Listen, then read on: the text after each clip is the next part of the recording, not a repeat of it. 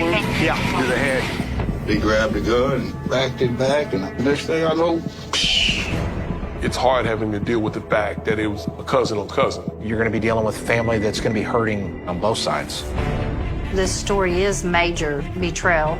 I don't know why he would be so cruel. The amount of guns that were there, somebody was trying to hide something. I'm scared to death. You should be scared. You made me look like a fool. He is opening himself up to liability for accessory to murder, and that's a serious crime. I would have brought up Dylan and all of his lies, and that would have been fun.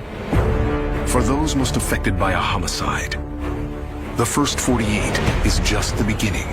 It hurts. It hurts. This is the story of the fight for justice in the weeks, months, This is Enzo. What have your emergency? I was just now walking up the street, and I look up in the driveway, and there's a guy sitting in the chair with a gunshot wound to the head. Now, is he still breathing? Yeah, he's still breathing. Just keep talking to him. Tell him you got help on the way. Is it a gunshot wound? Yeah, to the head. Adam 301. Victim's going to be in grave condition. He's heading to St. John's.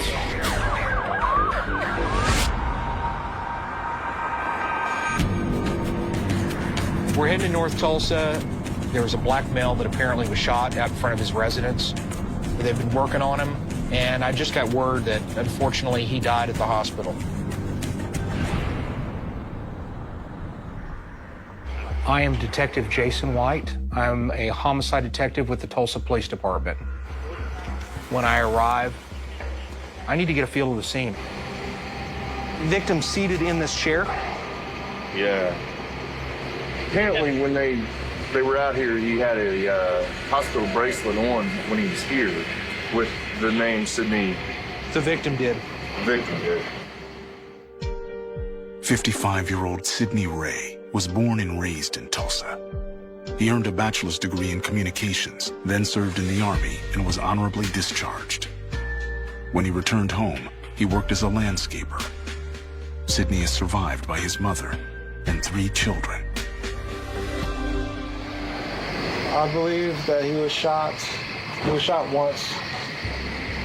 It didn't pass all the way through. Bullet stayed in his head.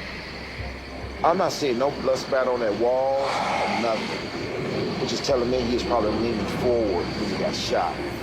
It's crazy. Jason let me know this is going to be tough. We just had a victim sitting in a chair and he was dead. My name is Detective Reggie Warren, and I'm a homicide detective for the Tulsa Police Department. We just got to walk our way through it. We reviewed the crime scene, and then we started working our way out. I see one casing. It's 9mm. They've been canvassing. They've got a witness over here. She hears the arguing. A neighbor says that moments before the shooting, she heard Sidney fighting with someone. And she can't hear what they're saying, although another witness, I think Steve talked to somebody where he was like, do it already, that type of thing. Like shoot him? Yeah, like, just like, hey, you're acting tough, just do it. Okay. Gunshot, and then everything goes quiet. After hearing a shot, they see 2 black males run from there and run into the garage of a house that was located directly south. Who are they? Why would they go to that house? They're only in there for a couple seconds, come back out down the driveway, and then get in a white car. There was a white sedan that they believed was a Monte Carlo. That's a pretty big piece of evidence. Monte Carlos are pretty rare out on the streets. At the house with the white garage, Tulsa Police.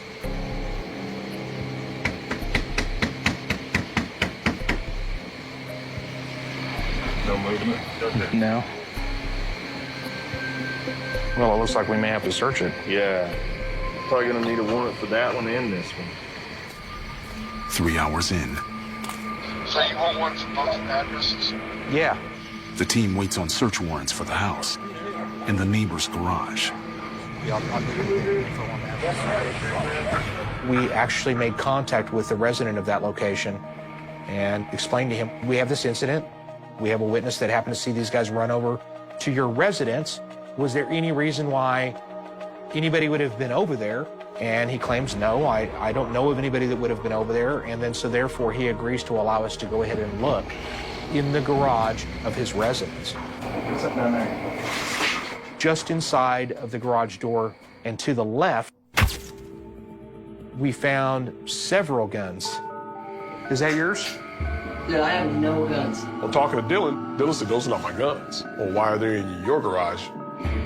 Look at this. It's a 9mm. It's cocked back. Boom. I got the one. So 1, 2, 3, 4, 5. The amount of guns that were there, somebody was trying to hide something. We may have found the murder weapon. I'm gonna go ahead and send that off to ballistics, and we're gonna go ahead and take the other guns as well. The homeowner swears up and down he's never seen these items. You know, we're gonna find out. Hey. Yes, sir. Is your garage door? No, it's not. He was very cooperative and said he didn't know anything about any of this stuff. Do you want to take this guy downtown? But Nathan Schilling, my sergeant, he's looking at it in a totally different view. Put some pressure on him, see if he sticks with his story that he doesn't know who it. I mean, because that makes no sense to me. You know, if it was one gun stashed in his yard under a trash can, you know, something like that would be understandable. Man, I didn't know that was there. But numerous guns. I mean, it doesn't make any sense to you guys either, right? I felt that he was believable, but you know what? I've been wrong before. When he said that, I immediately said, well, if you've got that on your mind, then we're going to bring him downtown. Because there's a reason why he's thinking that way, and I'm not going to second guess that. Hey, buddy. Hey, do me a favor. Throw your shirt on, put your shoes on, and grab your phone and come with me real quick.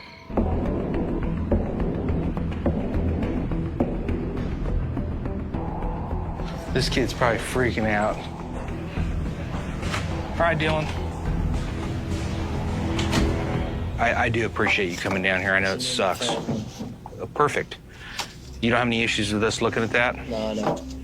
You can go through my pictures, you can go through my contacts. No, I really don't know much. Like I said, I'm It's not his phone. really there. He's giving us an A-OK to dump it, look at it, whatever we need to do. Has any of your neighbors ever had anybody go inside of your garage? No. Did you ever receive any phone calls this evening from anybody? Hey, bro, I'm gonna hide something. I'm gonna put something over in your garage. Is that all right? I'm listening in on it, and you're not gonna have that amount of guns in your garage and not know why they're there or how they got there. You hang out with any black guys at your house? Not really. The reason I ask is I see this picture here with that guy up by your garage. Yeah. You know who that My is? buddy Skylar. I'm gonna take your fingerprints right quick, and that way I can compare it to any prints that are gonna be on those guns. You don't have any issues with me getting a DNA swab, right? No, I don't care. Good. I'll be right back. I'll grab you. Okay? I'm just not feeling him. I'm really not. Yeah, I think if this kid knew anything, I think he'd be telling us. I really do. Did you say he had a friend named Skylar? Yeah. You know him? Black male? Yeah. No, he just made that up. Really? Yeah. It's not a typical name that a black male would be named. There ain't many black Skylars that I know. There, I said it. Hey, look what they found. Went to this kid's Facebook page and found the Skylar he's talking about. This is a white belt. All right, I'll ask him about it. Now he's got to explain his way out of it. He doesn't know how to do it. Our strategy is now to tell him he's lying. White shows Dylan the picture of the white male found on his Facebook page. That's Skylar. That's not the guy in that picture that you said was Skylar. Which immediately told me that he could have been there when this thing happened. So why are you lying?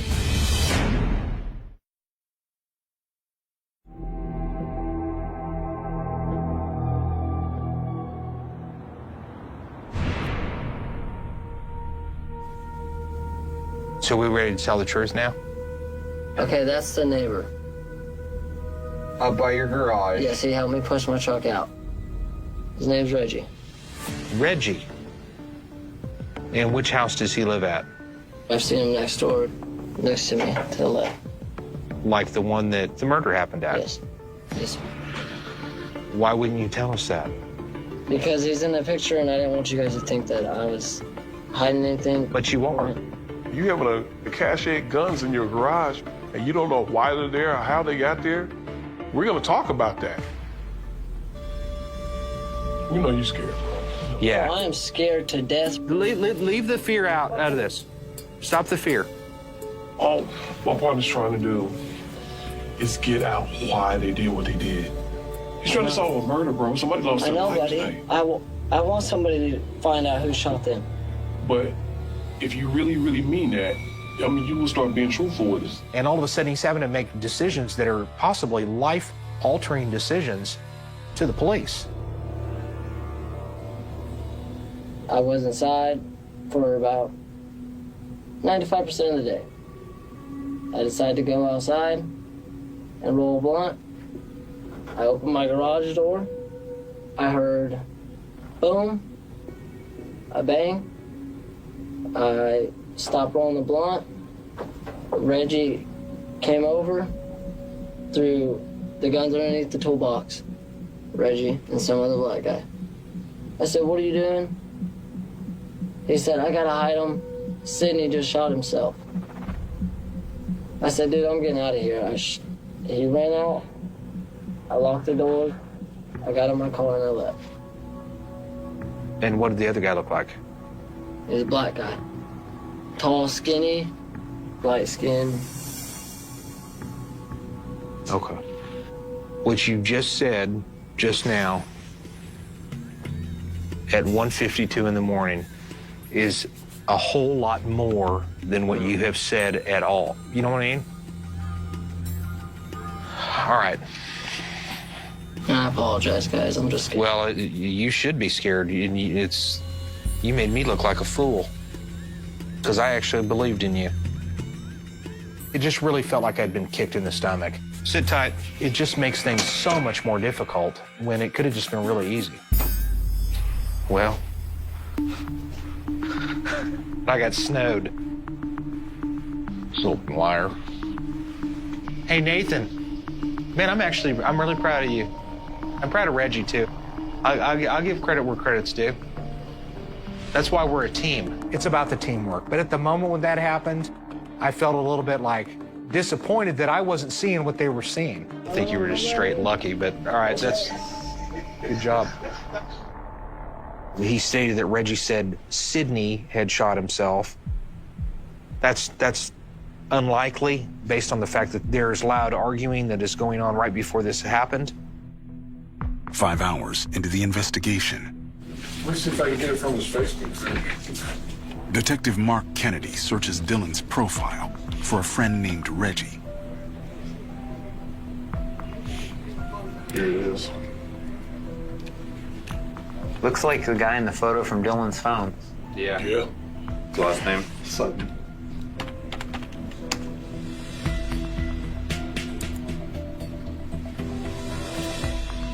"54-year-old Reginald Sutton has multiple felony convictions, including burglary, drug possession, and shooting with intent to kill." Who's this? That is Reggie. Are you sure? Yeah. Even though he did lie to us, Dylan is pivotal. He's a guy that was instrumental in us being able to at least identify one of the two people that we need to find. Yeah, that's him, dude.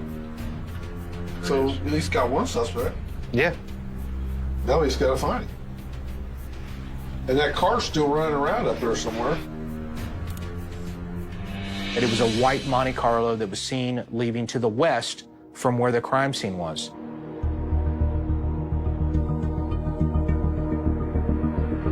The next day, White gets the autopsy results. Is it possible that this guy could have shot himself and somebody could have walked by and took the gun? I mean, it's not beyond the realm of possibility. But when you take the trajectory of the bullet, that's really what I'm looking for. Here's where this wound is, at the top of his head. I'm not feeling self-inflicted. That is more of a somebody coming up from behind, sticking the gun up there, and putting it up against his head and pulling the trigger. So I'm going to take what I have up to the district attorney's office, and we're going to see if we can get this warrant out today. An arrest warrant is issued 20 hours into the investigation. But then... He's here. When Reggie turned himself in, that was a good sign. All right. That means he wants to come down there and maybe give us a statement. I think we can take those cuffs off of him. You want a drink? No, I'm okay. All right. Thank you anyway, sir. When I first meet Reginald Sutton, very polite. First impression of him was that he was a pretty nice guy. It's important to know the whole story. And furthermore, if he's not actually the one that pulled the trigger, then I need to know who that person is.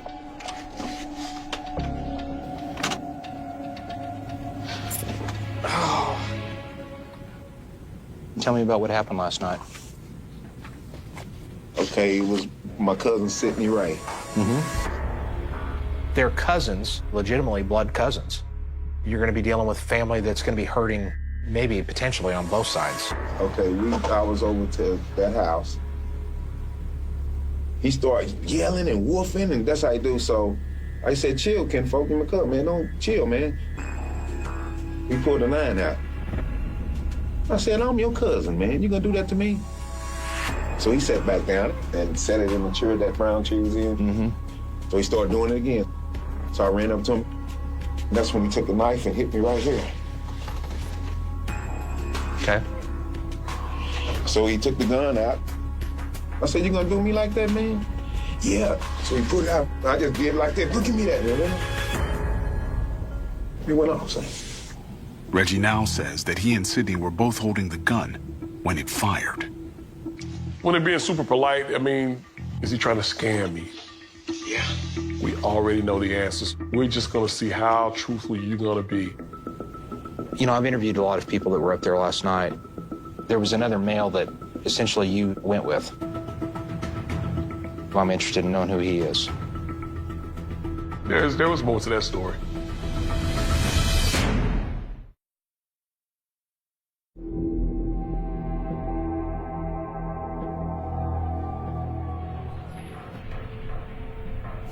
Who are you with? Terry Ratliff. Terry hangs around Reginald Sutton. He's a friend of his. He's known Sydney for years. They seem to be all pretty good friends. Is he the one, did he leave in a car? Dwight and Monte Carlo. Yeah.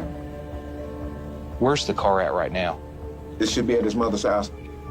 He actually pointed us out to a location. I immediately was able to pass along that information to our fugitive warrants guys.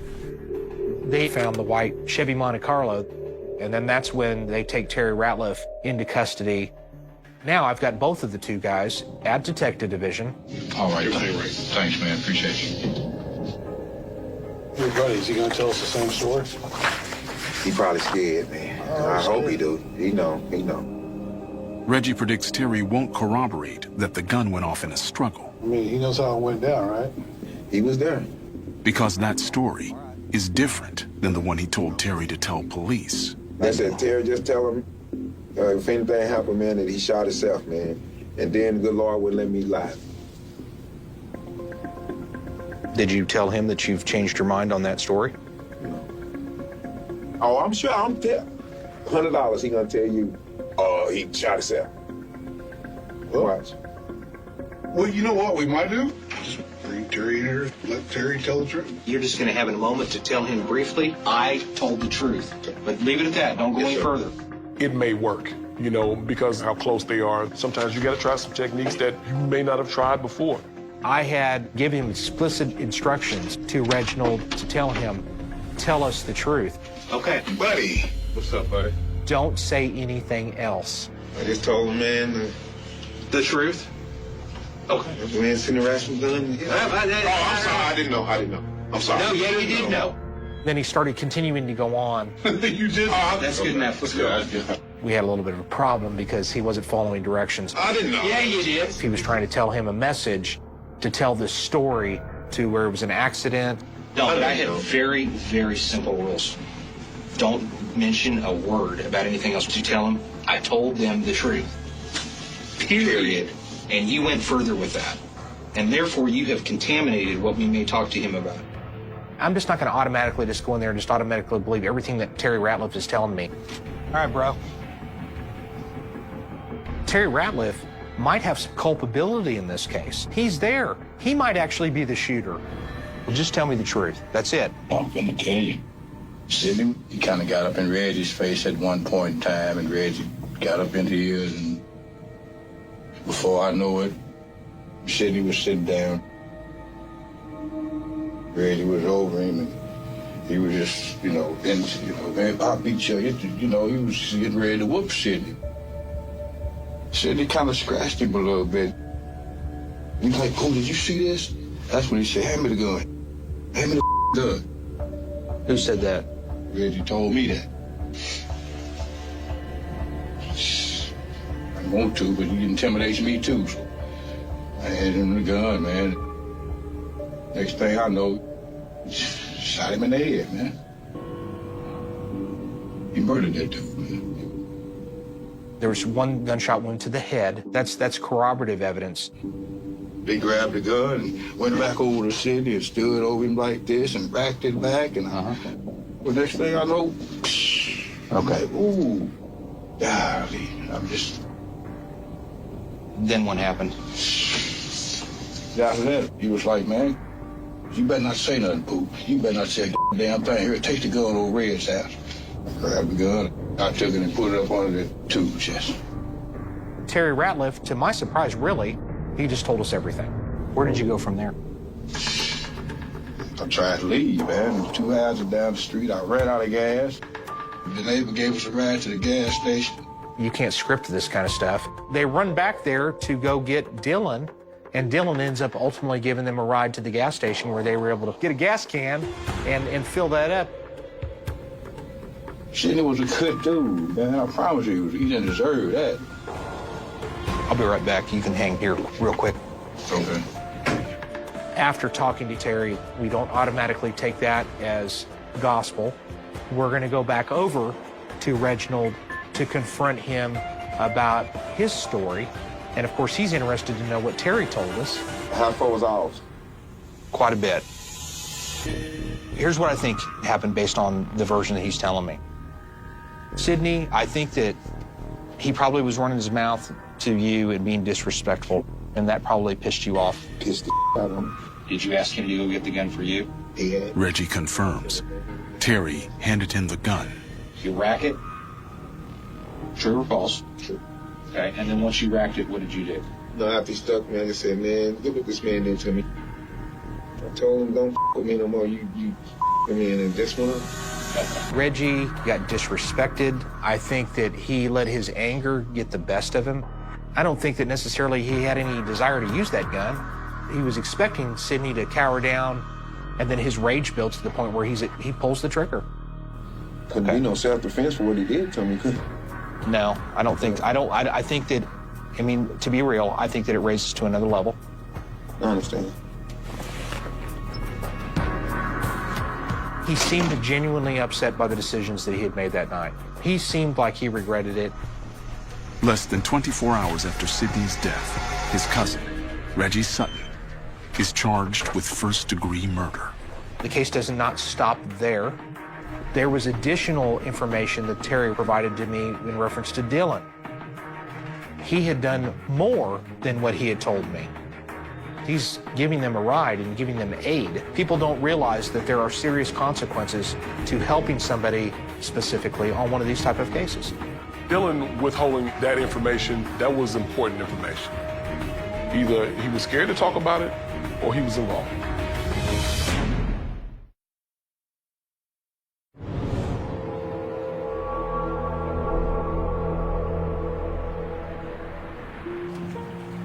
Now, this was junior high.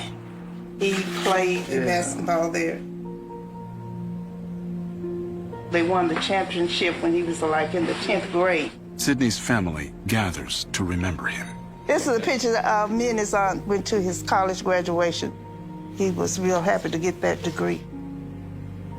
And I was proud of him then. I took this with him the last time I saw him, which I'm glad I did. It still kind of feels surreal. This person who killed my dad, you know, it doesn't make any sense to me. They were first cousins. His mother and I were sisters. His mother died when he was 13, 14, and we just cared for him like he was another son, you know. It hurts. It hurts.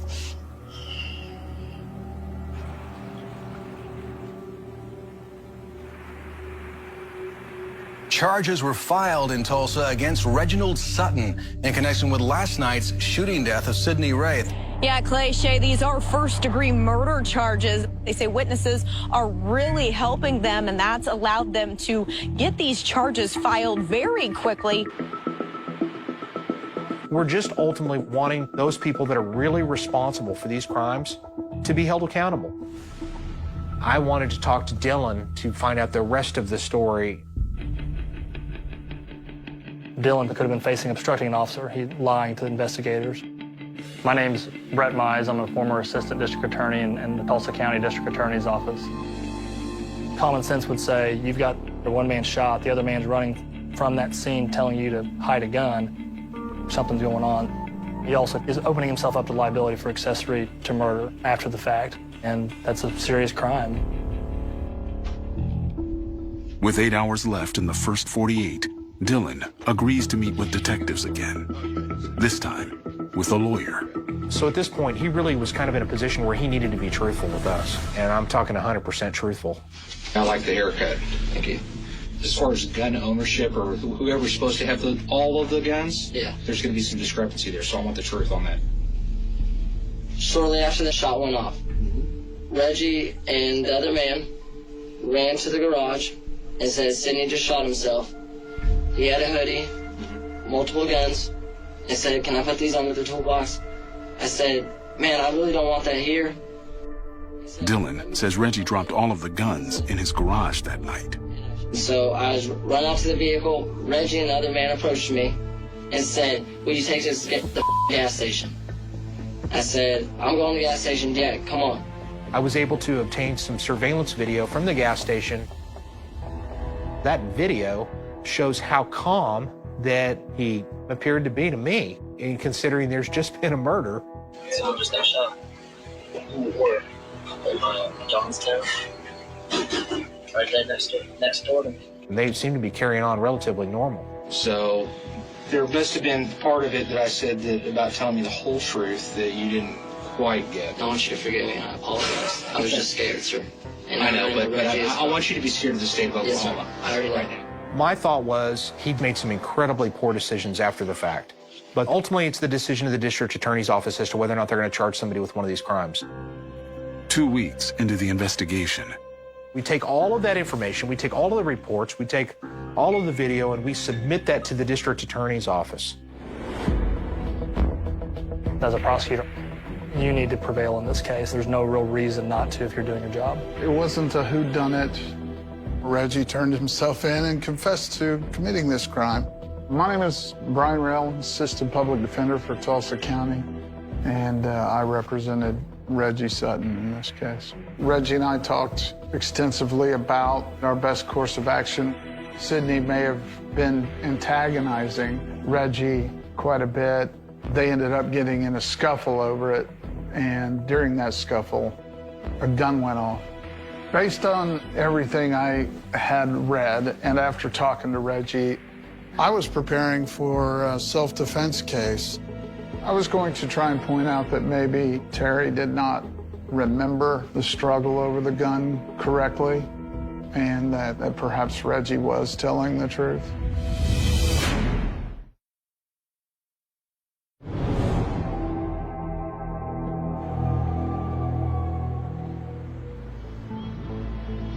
The evidence in this case obviously led me to lean on self-defense. In the summer of 2019, in order to get a self-defense instruction to a jury, the defense has to prove that the defendant thought that his life or safety was in danger. Mr. Sutton had indicated that he was wounded in this confrontation. The medical examiner would show us that the trajectory of this bullet traveled through Mr. Ray's skull in a backward, downward, and leftward direction, which completely contradicts any sort of self-defense claim and corroborates Terry's testimony. It would have been very difficult for me to explain the trajectory of the bullet and the location of the victim during the shot that was fired. I couldn't imagine a demonstration to a jury that would explain Reggie actually being in fear of anything at the time. Mr. Sutton, who's standing up, requests a firearm, gets the firearm, racks the firearm, pulls the trigger while his cousin's sitting down seated in a chair. That makes this premeditated murder. And so in this case, Reginald Sutton was charged with first-degree murder, which carries up to life or life without the possibility of parole. Those are the only two sentencing options. At this point, we were going to have to admit that we fired the gun that killed Sidney. This was an altercation instigated by the victim and tragically ended by my client. Under Oklahoma law, killing somebody in the heat of passion during an argument is manslaughter in the first degree. His minimum sentence would have been 20 years and his maximum would have been life. The goal was to get the number as low as possible. 6 months after Sidney's death, the day of the preliminary hearing, Reggie faces his family for the first time. I see a number of people that are in the gallery. I assume that there's probably going to be people on both sides. I think it's hard having to deal with the fact that it was a cousin on cousin. That's not easy for the family. Everybody being related is more difficult to get over. My name is Angie Travis, and I'm a victim advocate with the Tulsa County District Attorney's Office. In most cases, people take different sides. This is one where the family members all stuck together. What I got was the family was unified, and they were really absolutely against Reggie. I was shocked. They were more there for Sidney and his memory. That really, they kind of painted the picture that Reginald was somewhat of a bully and not quite as nice as advertised. He was looking at murder in the first degree, life or life without parole. But our goal in this case, it was always to work out a plea negotiation. But the hearing is over before it begins. The district attorney's office had offered us 30 years, second-degree murder, with hopes of further negotiations. At that point, you can accept the plea offer, or we're going to proceed with the first-degree murder trial. Reggie wanted me to try and get the number a little lower. Reggie holds out, hoping for a manslaughter charge with a lesser sentence. Now both sides are preparing for trial. There's always a lot of variables in trials. There's no guarantees in anything. This is about as strong as a case as a prosecutor can have. I'm going to have Terry testify in this trial as an eyewitness. Terry Ratliff, standing literally feet away from this murder, he would have testified that Reginald Sutton shot his cousin in cold blood. I had developed a file on Terry.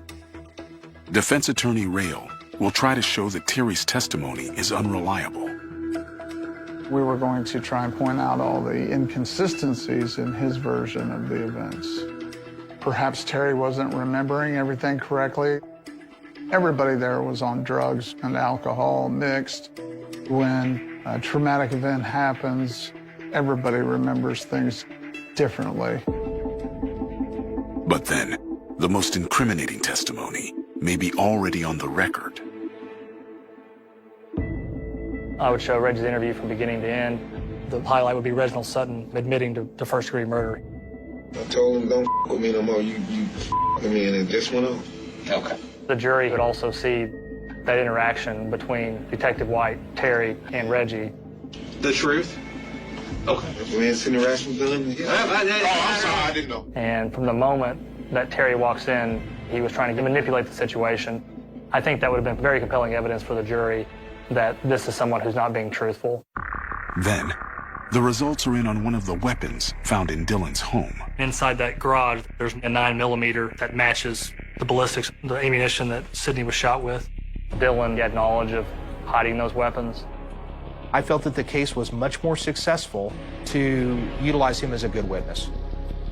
I would have brought up Dylan in the trial and all of his lies to just place some seeds of doubt into anything Dylan said or may have been brought up by Dylan. And that would have been fun.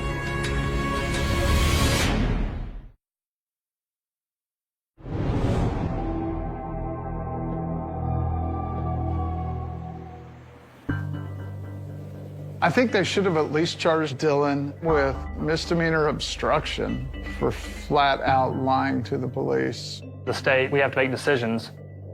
If you begin charging everyone that had any sort of role in the case, big, small, or anywhere in between, you start losing all your witnesses.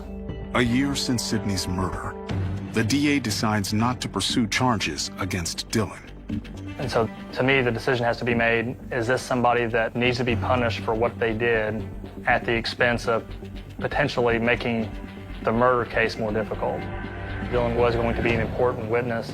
I was going to call Dylan to testify. I can't imagine a world where a prosecutor would put somebody who's lied on videotape in front of a jury. Ever had anybody go inside of your garage? No. I would have tried to expand that scope of his testimony as much as possible. You hang out with any black guys at your house? Not really. And point out his absolute absurdity in his several different statements to Detective White. You know who that is? Buddy Skyler? I would have told the jury, you're going to hear from this witness, Dylan. You're going to hear about how he was not truthful with law enforcement from the beginning. But we can corroborate Dylan's credibility with the final statement he gave when he had an attorney. Reggie Sutton's trial date is set, September 14th, 2020. Time is running out to accept the plea. Reggie didn't want to take the 30 on murder 2. Initially, the recommendation offered us.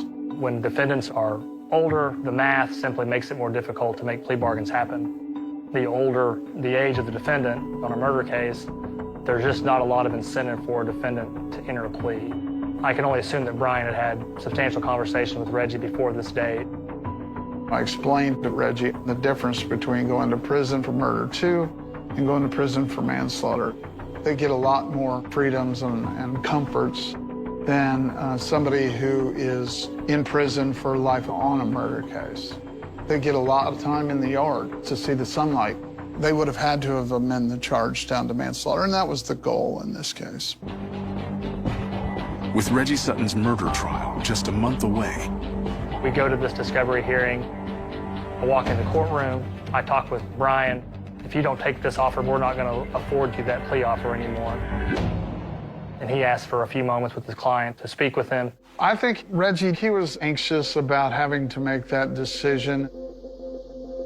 So when Brian came back and said that he was willing to accept 25 years on a manslaughter charge, I was surprised. Mr. Sutton is in his mid to late 50s. The math's not on his side. I was actually shocked and ecstatic that we were able to work that deal out. But his age, I think, played a role in Brett coming down to 25. It's essentially a life sentence. It's just a lot more comfortable life.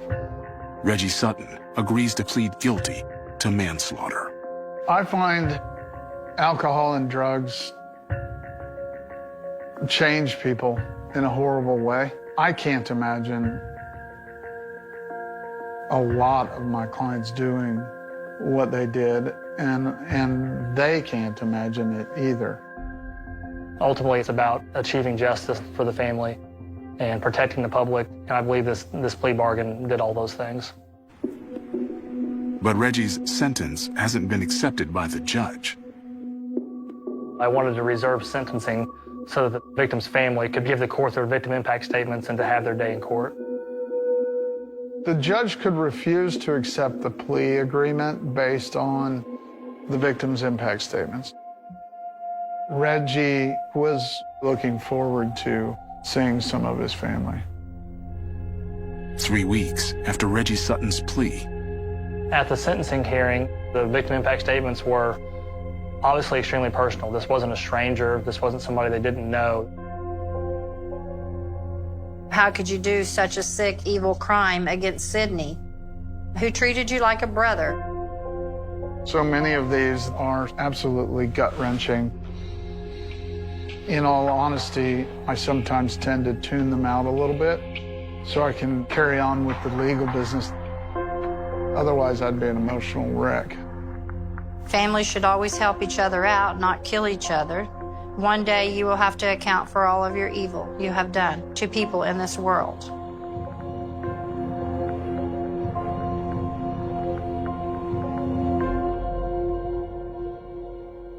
This family lost someone they really cared about. Reggie took that from them, and that was obviously extremely painful and something that they have not forgiven Reggie about and are going to struggle with probably for the rest of their lives. This story is major betrayal because they were so close and his cousin trusted him. I don't know how they move forward. Reggie, he was very remorseful. I do remember him being brought to tears that day. Moment of blind rage, and then realize, oh my God, what have I done? I just killed my cousin. And he's having to live with that, you know, and that's rough. To tell you the truth, I hope Reggie is doing okay. I can guarantee you that Reggie would love to have that day back right now. I hope that the family finds a little bit of forgiveness in their heart. I don't know why he became the way that he was and why he would be so cruel to do something like that to his own flesh and blood. At 5:42 in the morning, the snow began to fall over a silent Pennsylvania road, covering the tire tracks that would become one of the most important clues in a murder investigation that remained unsolved for more than 3 decades. By sunrise, a young woman was gone. By noon, her car had been found abandoned beside an old quarry road, and by nightfall, police were facing a question that would haunt the town for years. Where was Emily Carter? The answer would not come in 1990. It would not come in 1991. It would not come in the next decade.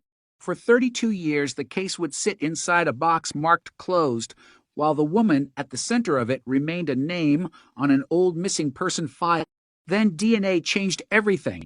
But on that freezing morning in January 1990, nobody knew that. All anyone knew was that Emily Carter had disappeared. She was 24 years old. She worked at a small insurance office in the town of Millhaven, Pennsylvania, a quiet community surrounded by wooded hills, narrow roads, abandoned industrial buildings, and stretches of countryside where a car could vanish within minutes. Emily was known as dependable. She arrived early. She rarely missed work. She called her mother every evening. She had plans. A promotion had been discussed at her office. She had recently started saving for a small apartment. Friends remembered her as cautious, organized, almost painfully punctual. That was why her absence immediately felt wrong. At 7:15 that morning, her supervisor called her home. No answer. At 7:32, he called again. Nothing. By 8:05, her mother was standing outside Emily's apartment. The front door was locked. The lights were off. Her purse was gone. Her coat was gone. But the apartment looked untouched. A half-finished cup of coffee sat on the kitchen counter. The television was still plugged in. A calendar hung beside the refrigerator. January 1990. One date had been circled. January 14th. Emily's birthday. Her mother stared at the calendar for several seconds.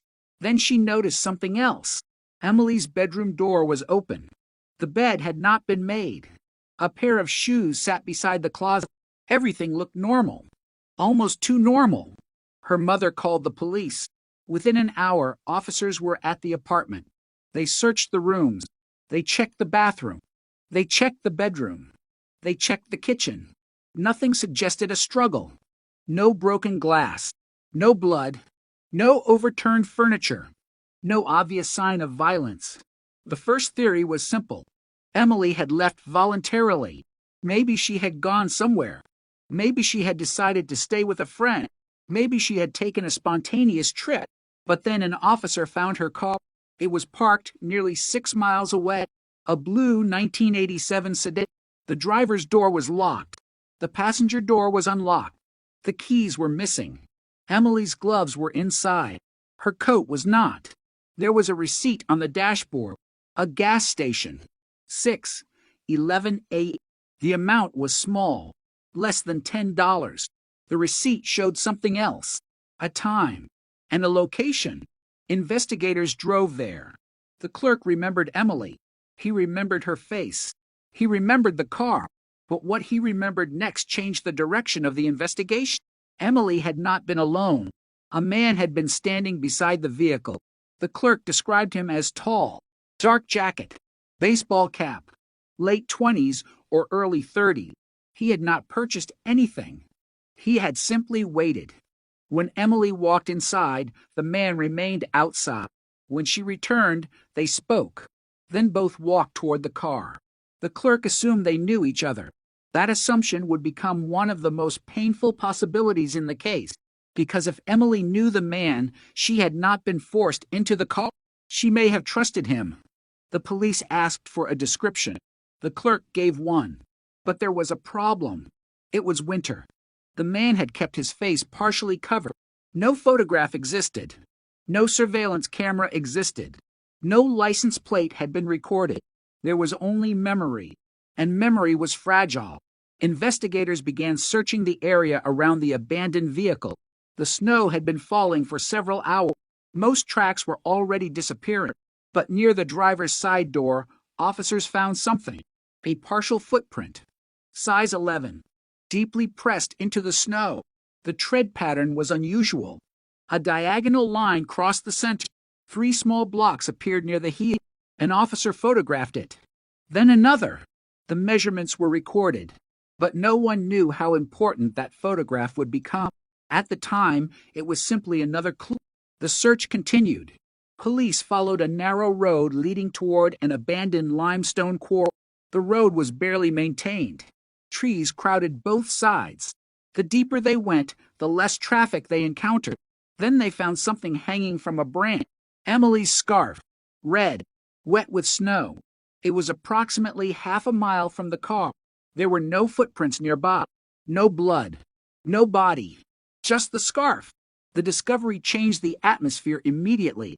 This was no longer treated as a voluntary disappearance. The area became a crime scene. Search teams arrived. Dogs were brought in. Officers moved through the woods in line. They searched beneath trees. They checked drainage ditches. They inspected abandoned structures. They looked inside the quarry. Nothing. Then, shortly before sunset, one searcher noticed disturbed earth near a fallen tree.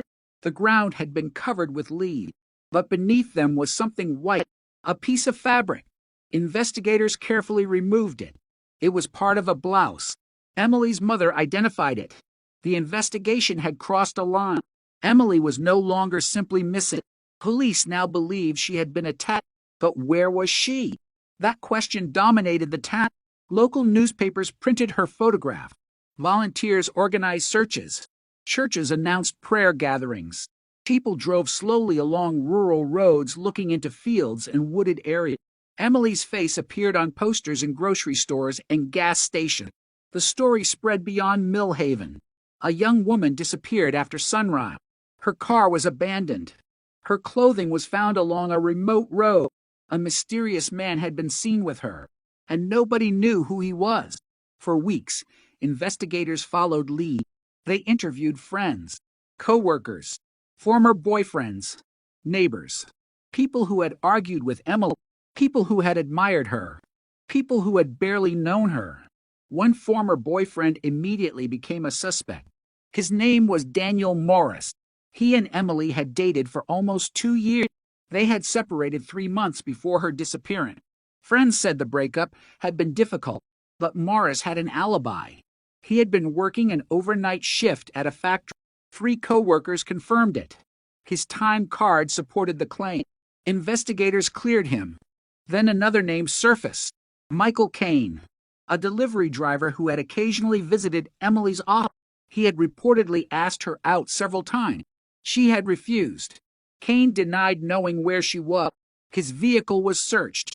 Nothing was found. He was cleared. Then investigators heard about a man named Stephen Ward. Ward lived near the quarry. He had a criminal record involving burglary. He owned a dark jacket. He drove a pickup, and he had been seen near the abandoned road. Police questioned him. He denied seeing Emily. He denied knowing her. He agreed to a search. Nothing connected him to the disappearance, but investigators remained suspicious. Then Ward disappeared. Not Emily, Ward. He left Pennsylvania 2 weeks after the disappearance. His family said he had taken a construction job in Ohio. Police considered it suspicious. They searched for him. They eventually located him. He had employment records. He had witnesses. He was not the man from the gas station. Another lead collapsed. The case began to lose momentum. Winter became spring. Spring became summer. Searches became less frequent. The posters faded. The newspaper articles became small. The phone calls stopped. And then something happened that changed the case forever. A hiker found a woman's shoe near the quarry. It was several hundred yards from where Emily's scarf had been found. Police arrived. They examined it. The shoe was Emily's, but there was no body, no identification card, no weapon, no obvious evidence. Only the shoe. The search resumed. This time, investigators expanded the radius. They brought in excavation equipment. They searched the quarry floor. They checked old mine shafts. They examined abandoned buildings. Nothing. Then one detective noticed a narrow drainage channel running behind the quarry. It was partially concealed by brush. The detective walked toward it. The channel led into a section of dense forest. He stopped. Something was sticking out of the ground. A small piece of metal. He pulled it free. It was a necklace. Emily had worn it every day. Her mother had given it to her for Christmas. There was no doubt. Police now knew Emily had been in this area, but the forest was enormous, and the evidence was disappearing beneath the season. By autumn, investigators had no body, no murder weapon, no reliable suspect, no confession, only scattered pieces of a story, a car, a scarf, a shoe, a necklace, a footprint, and one mysterious man at a gas station. The case went cold. Years passed. The quarry became overgrown. The old road was rarely used. The insurance office changed owner. People moved away. Some witnesses died. Others forgot details. Emily's mother continued keeping her daughter's room exactly as it had been. The calendar remained. January 14th.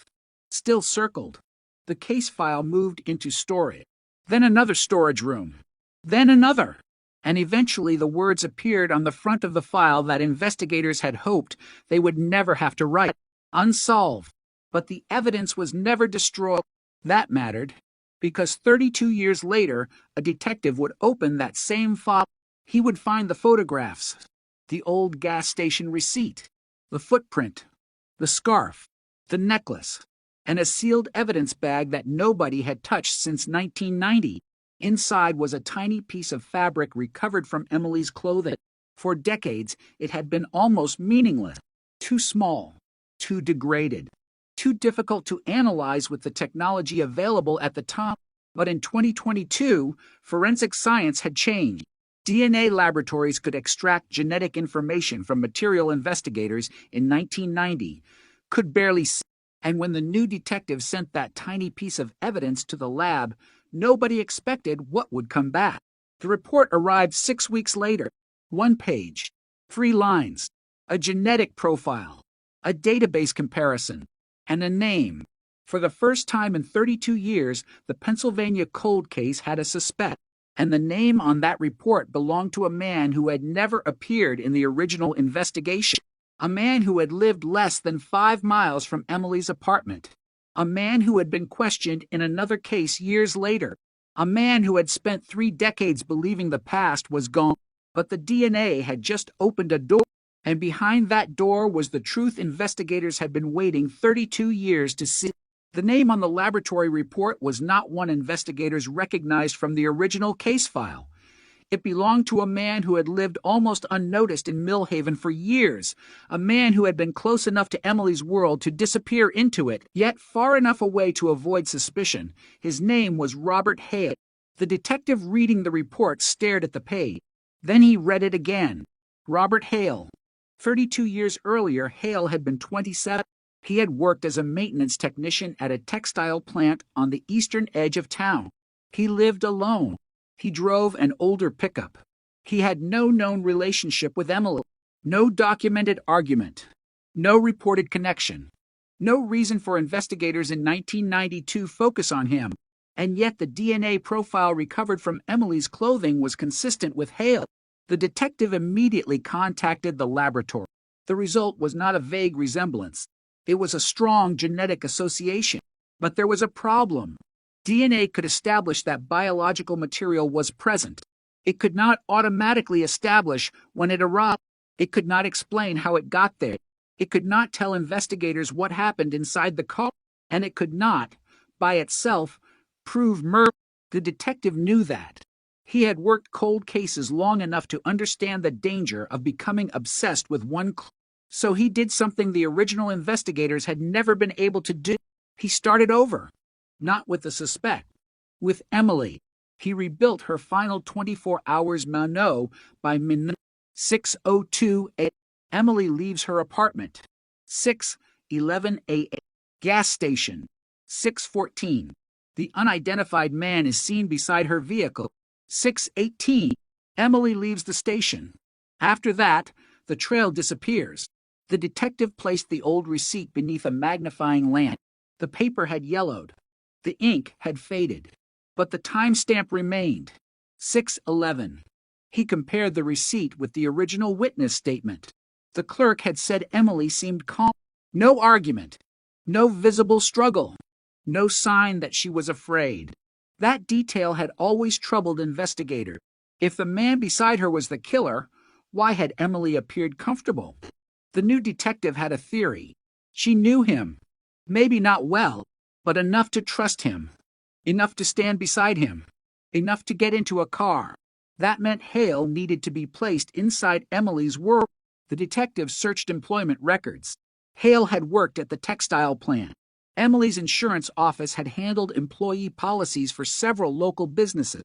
The textile plant was one of them. That did not prove they knew each other, but it created a possibility. Investigators searched archived office records.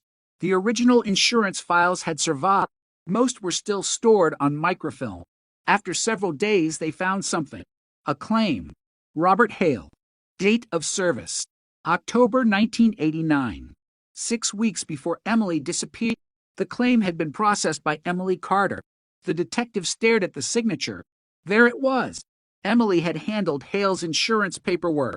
They had met. Maybe more than once. The discovery changed the investigation. Hale was no longer a random name. He was connected to Emily. And the connection existed before the murder. Investigators searched deeper. They found that Hale had visited the office 4 times during the final months of 1989. 2 visits had been routine. One involved a damaged vehicle. The 4th was unclear. The file contained only a handwritten note. Mr. Hale requested to speak directly with Emily. No explanation. No details. No follow-up. The detective felt a chill. He asked why Hale had specifically requested Emily. There was no answer. The original employee who had written the note had died years earlier. Her records were gone. Her family knew nothing about it. Another dead end. But then, investigators found a photograph. It came from an office Christmas party. December 1989. Employees standing around a table. Emily was near the center. At the edge of the photograph stood Robert Hale. Not beside her, not touching her, but looking directly toward her. The photograph was not proof of anything.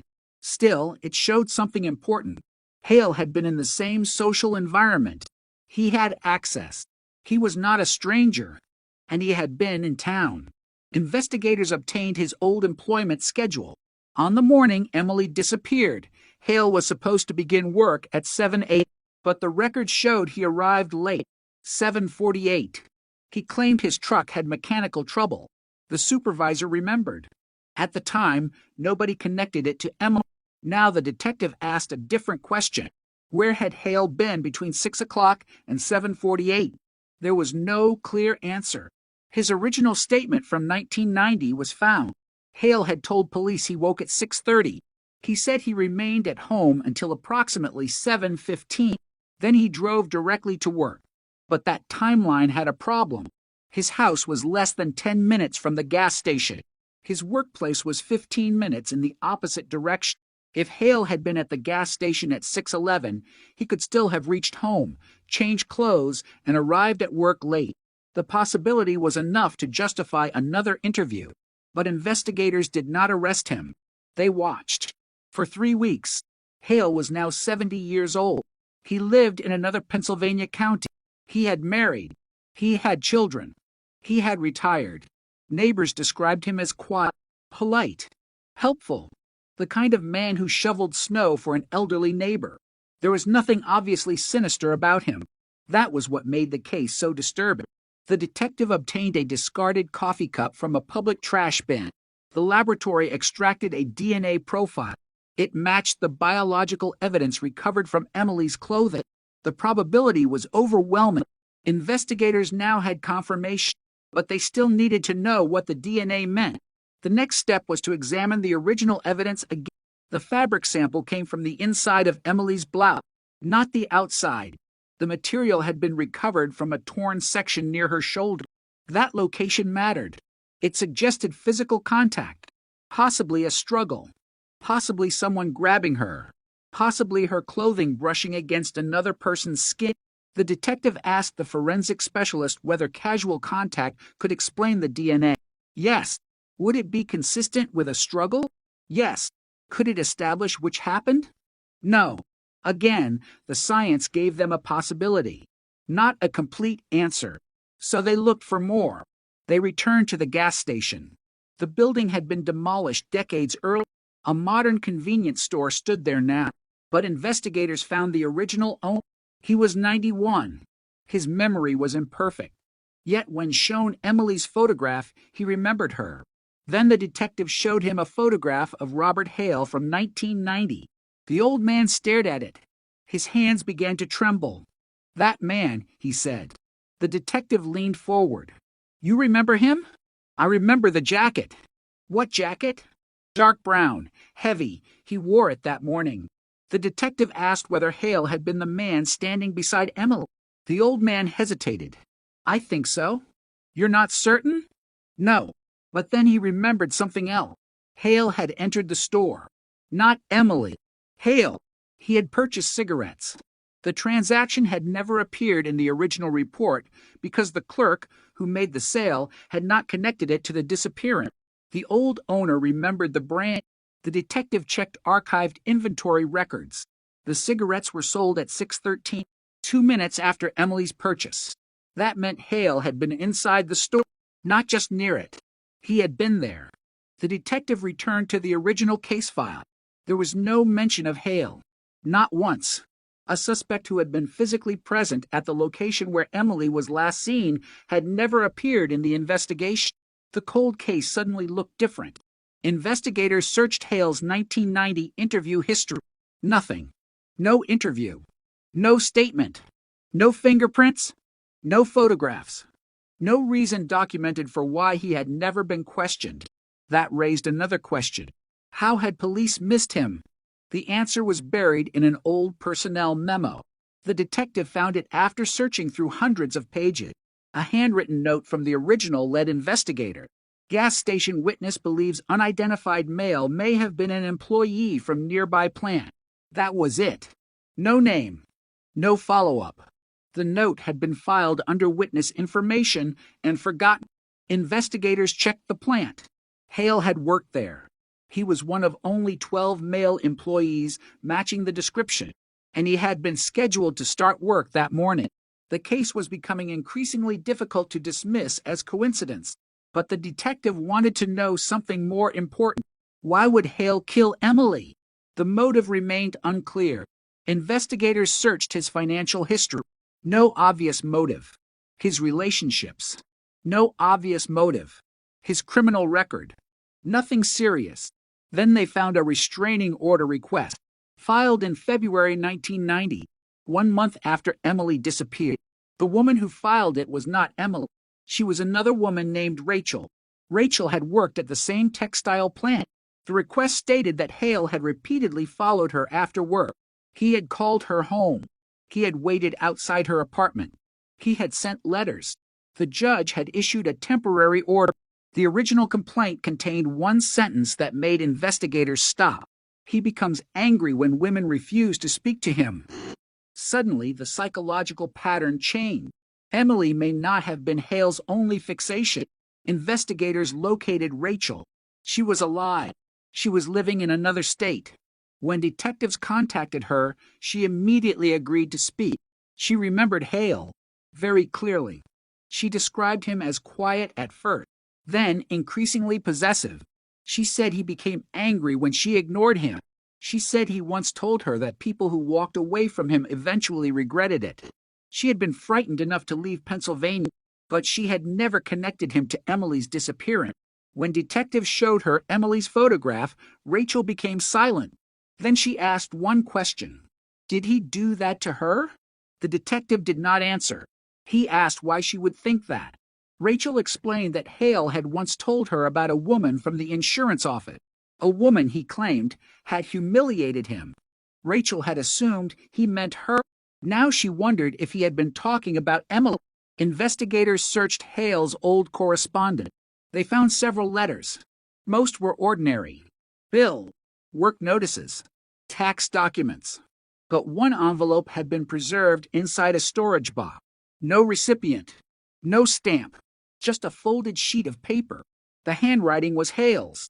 The message was short. You don't get to decide when it's over. There was no date, no name. The defense would later argue that the note could have referred to anything, a relationship, a disagreement, a personal matter. The prosecution would argue that it showed Hale's mindset. At this stage, investigators could not know. They only knew that the evidence was becoming darker. Then came the discovery that changed everything. A retired detective remembered something from the original search, a brown jacket. It had been photographed near Emily's abandoned car. The detective searched the old photographs. There it was, hanging from a tree branch. Dark brown, heavy, almost identical to the jacket the gas station owner remembered. The original report had described it as unidentified clothing. No one had collected it. It was gone by the time officers returned. Investigators searched the surrounding area again. They found nothing. But the photograph remained. The detective enlarged it. Near the sleeve was a small tear, a distinctive triangular rip, the same type of damage found on the fabric recovered from Emily's blouse. The possibility was chilling. The jacket might have belonged to Hale, but investigators still needed proof. They searched property records. Hale had owned a dark brown work jacket in 1990. His wife remembered it. She said he had thrown it away shortly after Emily disappeared. Why? He told her it was damaged. She never questioned him. Now investigators did. The case was no longer just a DNA match. It was a trail, a biological trace, a missing man from the original investigation, a connection to Emily's workplace, a suspicious timeline, a history of following women, a jacket, and a statement that seemed almost prophetic. You don't get to decide when it's over. But investigators still had one major problem. They had DNA. They had suspicion. They had a pattern. They had no body. Without a body, prosecutors feared the case would become vulnerable. They needed to find Emily. 32 years after she disappeared, the search returned to the quarry. This time, technology would lead the way. Ground-penetrating radar was brought into the forest. Investigators scanned the earth around the old drainage channel. Most areas showed nothing unusual. Then the equipment detected a disturbance, approximately 4 feet beneath the surface, a rectangular anomaly, too regular to be natural. The team marked the location. Excavation began slowly, layer by layer. Soil was removed. Roots were cut. The forest became silent. Then the shovel struck something hard, a piece of metal. Investigators cleared the area by hand. It was part of a rusted container. Inside was fabric, old, dark, and beneath it, something far more important, a small human bone. The excavation stopped. The entire area was sealed. For the first time in 32 years, investigators were no longer searching for Emily's story. They were standing directly over it. The laboratory would soon determine whether the remains belonged to the missing woman. And when the DNA results came back, the Pennsylvania cold case would enter its most shocking phase yet, because Emily Carter had not simply disappeared, she had been hidden. And someone had spent 32 years believing nobody would ever find her. The excavation site was sealed before sunrise. Yellow police tape stretched between the trees. Floodlights cut through the darkness. Investigators moved slowly around the disturbed earth, afraid that one careless step could destroy evidence that had survived for more than 3 decades. The small bone recovered from the container was placed into an evidence bag. No one said Emily's name? Not yet. They had learned the hard way that hope could be dangerous. The forensic anthropologist arrived just after 7. She examined the bone under bright light. Old, weathered, but unmistakably human. The container was photographed from every angle. Inside were fragments of fabric, a corroded metal buckle, pieces of what appeared to be a shoe, and several small objects buried beneath layers of soil. Then the technician found something. A thin silver chain. The pendant was missing, but the chain matched the description of the necklace Emily had worn the morning she disappeared. The detective stared at it. 32 years earlier, investigators had found the necklace's pendant near the same quarry. Now they had the chain. The pieces had finally returned to the same place. The excavation continued. More bone fragments appeared. Then another. Then another. By noon, investigators knew they were dealing with human remains. The site was expanded. Every handful of soil was screened. Every fragment was collected. Nothing was discarded. The process took 2 days. On the 3rd day, the anthropologist made the preliminary assessment. The remains belonged to a young adult woman. The estimated age was consistent with Emily. The height was consistent. The skeletal characteristics were consistent. But investigators still needed DNA. The samples were sent to the laboratory. The weight was unbearable. Emily's mother was still alive. She was 86. When detectives visited her, they did not tell her the remains had been confirmed. They simply told her they had found something important. She looked at the detective for several seconds. Then she asked, "Is it my daughter?" He could not answer. Not yet. The laboratory worked through the night. A sample was extracted from one of the larger bones. The DNA was compared with a reference sample from Emily's mother. The first result was inconclusive. The sample was degraded. The second extraction produced a stronger profile. The laboratory ran the comparison again. This time, the result was clear. The remains were Emily Carter. After 32 years, she had been found. Her mother received the news the next morning. There was no dramatic reaction, no scream, no collapse. She simply closed her eyes. Then she whispered, "I knew." The detective asked what she meant. "I knew she was there." For decades, Emily's mother had refused to believe that her daughter had simply vanished. She had believed someone had hidden her. Now the suspicion had become fact. The family was finally given the answer they had wanted. But the answer came with another question. Who had put Emily there? The DNA from her clothing pointed toward Robert Hale. Now investigators had remains from the exact area where Hale had once worked and lived. The case was moving rapidly, but prosecutors wanted more. They needed to prove that Hale had been connected to the burial site. Investigators searched old property records. The quarry had changed ownership several times, but in 1990, a section of the land had been leased to a construction company. That company had employed Hale. He had been assigned to maintain equipment near the quarry. The detective read the employment file. There was a handwritten notation. Employee has access to East Drainage Road. The date was January 1989. 1 year before Emily disappeared, Hale had access. He knew the terrain. He knew where vehicles could disappear. He knew where the old drainage channel was. He knew where people rarely traveled. And now Emily's remains had been found there. The prosecution's case was beginning to form. But Hale was not arrested immediately. Investigators wanted to know whether there was more. They obtained a search warrant for his home. The search began at 6 a.m. Hale was escorted outside. He was 70 years old. He looked confused. Then the detective showed him the warrant. Hale asked what this was about. The detective did not answer. Inside the house, investigators searched every room. They opened closets, drawers, storage boxes. They examined the basement. They found old photographs, receipts, tools, documents. Nothing obvious. Then, in the back of a storage cabinet, they found a box. Inside were newspaper clippings. Most concerned Emily, her disappearance, the searches, the discovery of her car, the old unsolved case. Hale had kept them. For 32 years, the detective lifted one clipping. The headline read, "Police search quarry for missing woman." The paper was folded precisely. Another clipping. "Family pleads for information." Another. "Case goes cold." Another. 30 years later, Emily Carter still missing. The detective looked at the dates. Some were more than 20 years old. Why had Hale kept them? Investigators photographed everything. Then they found something inside the bottom of the box. A small envelope. No address. Inside was a photograph. Emily. Taken from a distance. She was walking toward her car. The photograph had never been released publicly. The detective stared at it. This was not a newspaper photograph. It was personal. Someone had taken it. The image showed Emily outside the insurance office. She was carrying a folder. The date was written on the back. January 8th, Sill 1990.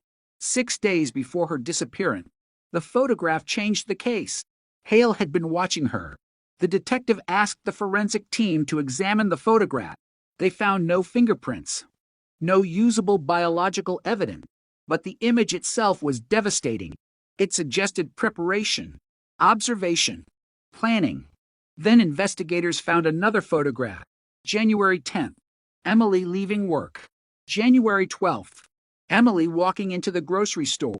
January 13th, Emily at the gas station. A sequence, a pattern. Someone had been following her. The final photograph was taken on January 14th, the morning she disappeared. Emily standing beside her car. The image was taken from across the street. The same dark jacket appeared in the corner of the frame. The man was watching her. The photograph was the first evidence suggesting that Hale's connection to Emily had been deliberate. The defense would later argue that the photographs did not prove who took them, but investigators had something else. The camera. It was still in Hale's storage box. An old 35mm camera. The film had been removed, but investigators recovered the serial number. The model had been sold through a local photography store.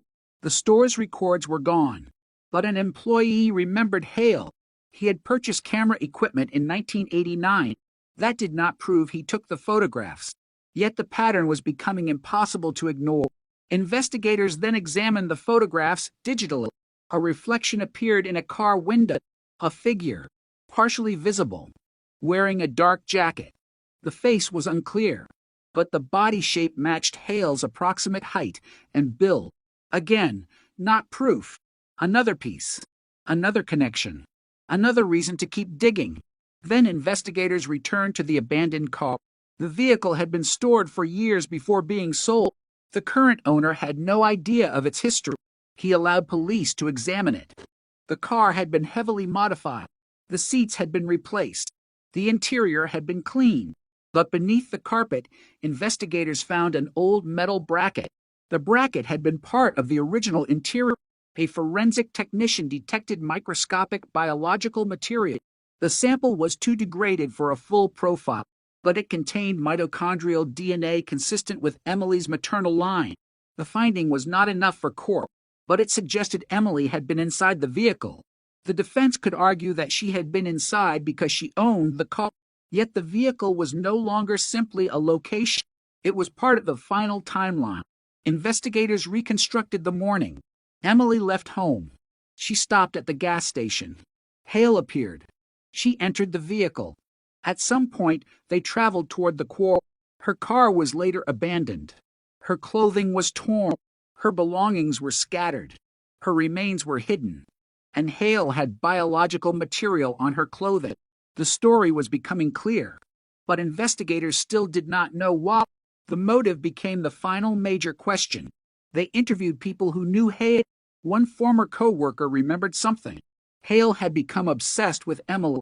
He had talked about her. Not casually, repeatedly.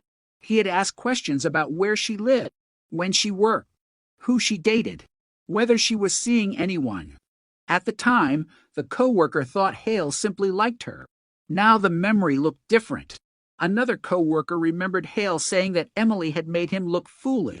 The phrase had seemed meaningless, but investigators now searched for evidence of a conflict. They found it. 3 weeks before Emily disappeared, she had rejected Hale's invitation to dinner. A witness remembered seeing Hale angry afterward. He had allegedly said, "She'll change her mind." Emily had not changed her mind. Instead, she had begun avoiding him. Then, according to a former co-worker, Hale had started appearing near the insurance office. He waited in his truck, sometimes for an hour, sometimes longer.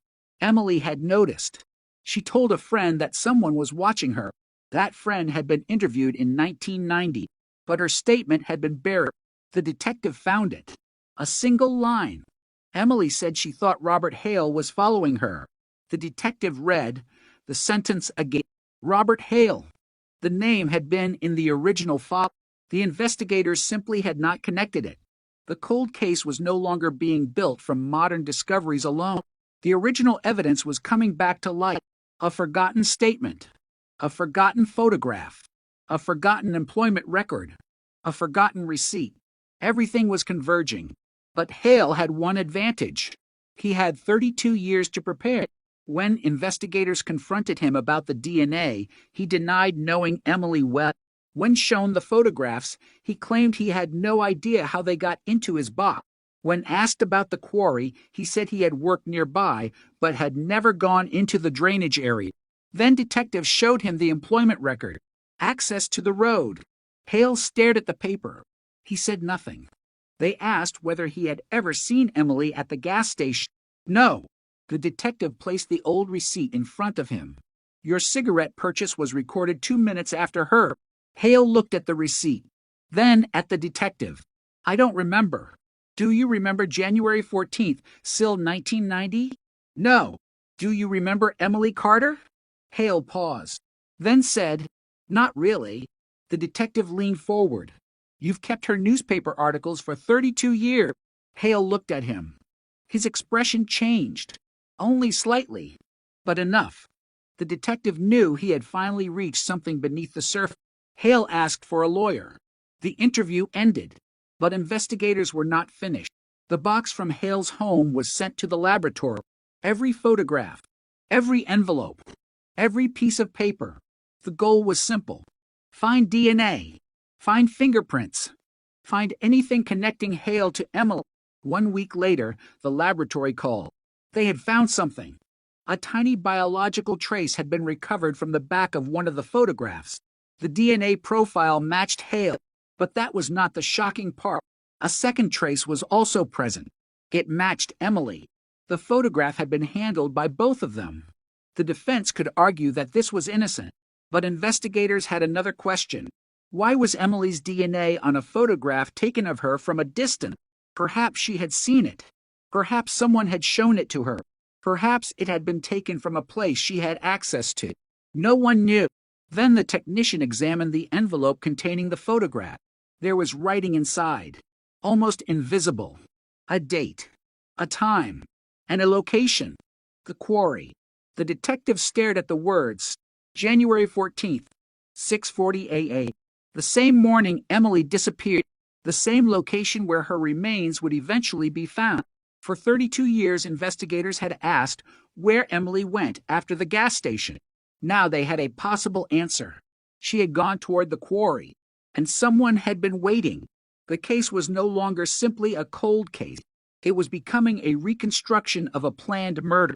But one final question remained. What happened at 6:40 that morning? Because somewhere between the gas station and the quarry, Emily Carter crossed the line between being alive and becoming a missing woman, and investigators were about to discover that the answer had been hidden in another piece of evidence they had overlooked since 1990. The time written inside the envelope was 6:48. For 32 years, investigators had believed Emily's final confirmed sighting was at the gas station. Now that assumption was collapsed. 6:40. The quarry. A photograph. A hidden envelope. A location that matched the place where her remains had eventually been discovered. The detective placed the photograph beneath a desk lamp and examined the handwriting again. The numbers were uneven, written quickly, perhaps in a hurry, but there was something else. A second line, almost invisible beneath the first, a short sequence of letters. E.C. Emily Carter. The initials were not enough to establish who wrote them, but they changed the meaning of the photograph. It was no longer simply an image of Emily. It was part of a record. Someone had been documenting her movement, and someone had preserved that record for decades. Investigators returned to Hale's house. This time they searched the basement more carefully. Behind a wooden workbench was an old metal cabinet. Inside were tools, rusting bolts, old electrical equipment, and a stack of handwritten notebooks. Most were maintenance logs, dates, locations, repairs, but one notebook was different.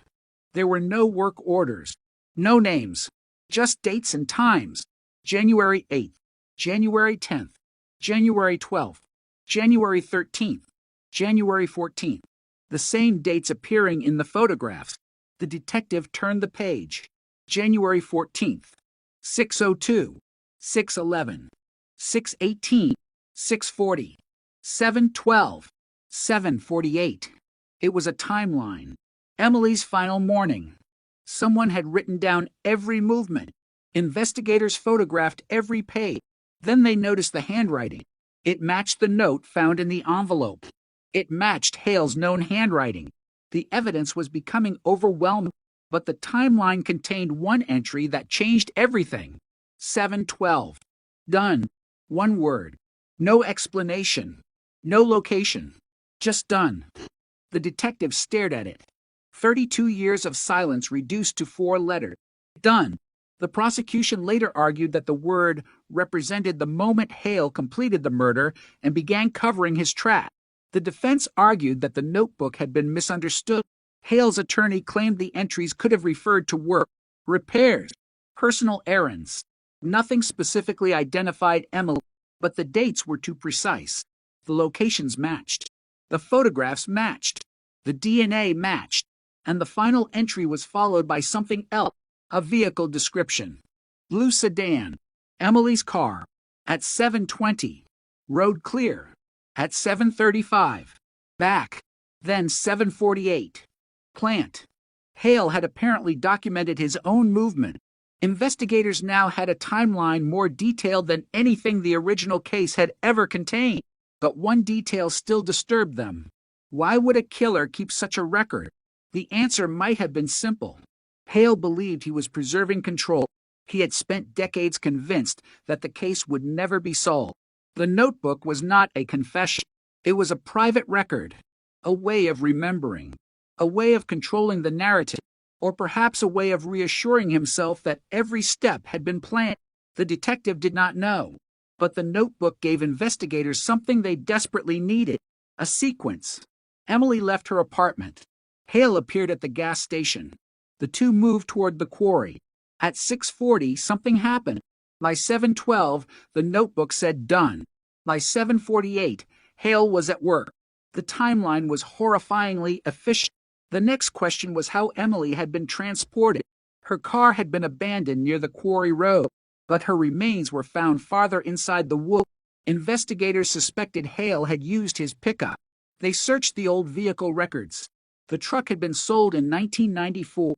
The new owner had died years later, but the vehicle identification number still existed in state records. Investigators tracked down the final registered owner. The truck had eventually been dismantled. Nothing remained, or so they thought. A scrapyard employee remembered that the truck's engine block had been removed before disposal. The block was still stored in an abandoned warehouse. Police obtained permission to inspect it. The engine itself held no biological evidence, but beneath it, investigators found an old metal toolbox. Inside was a pair of work gloves. One glove had been cut. The other was intact.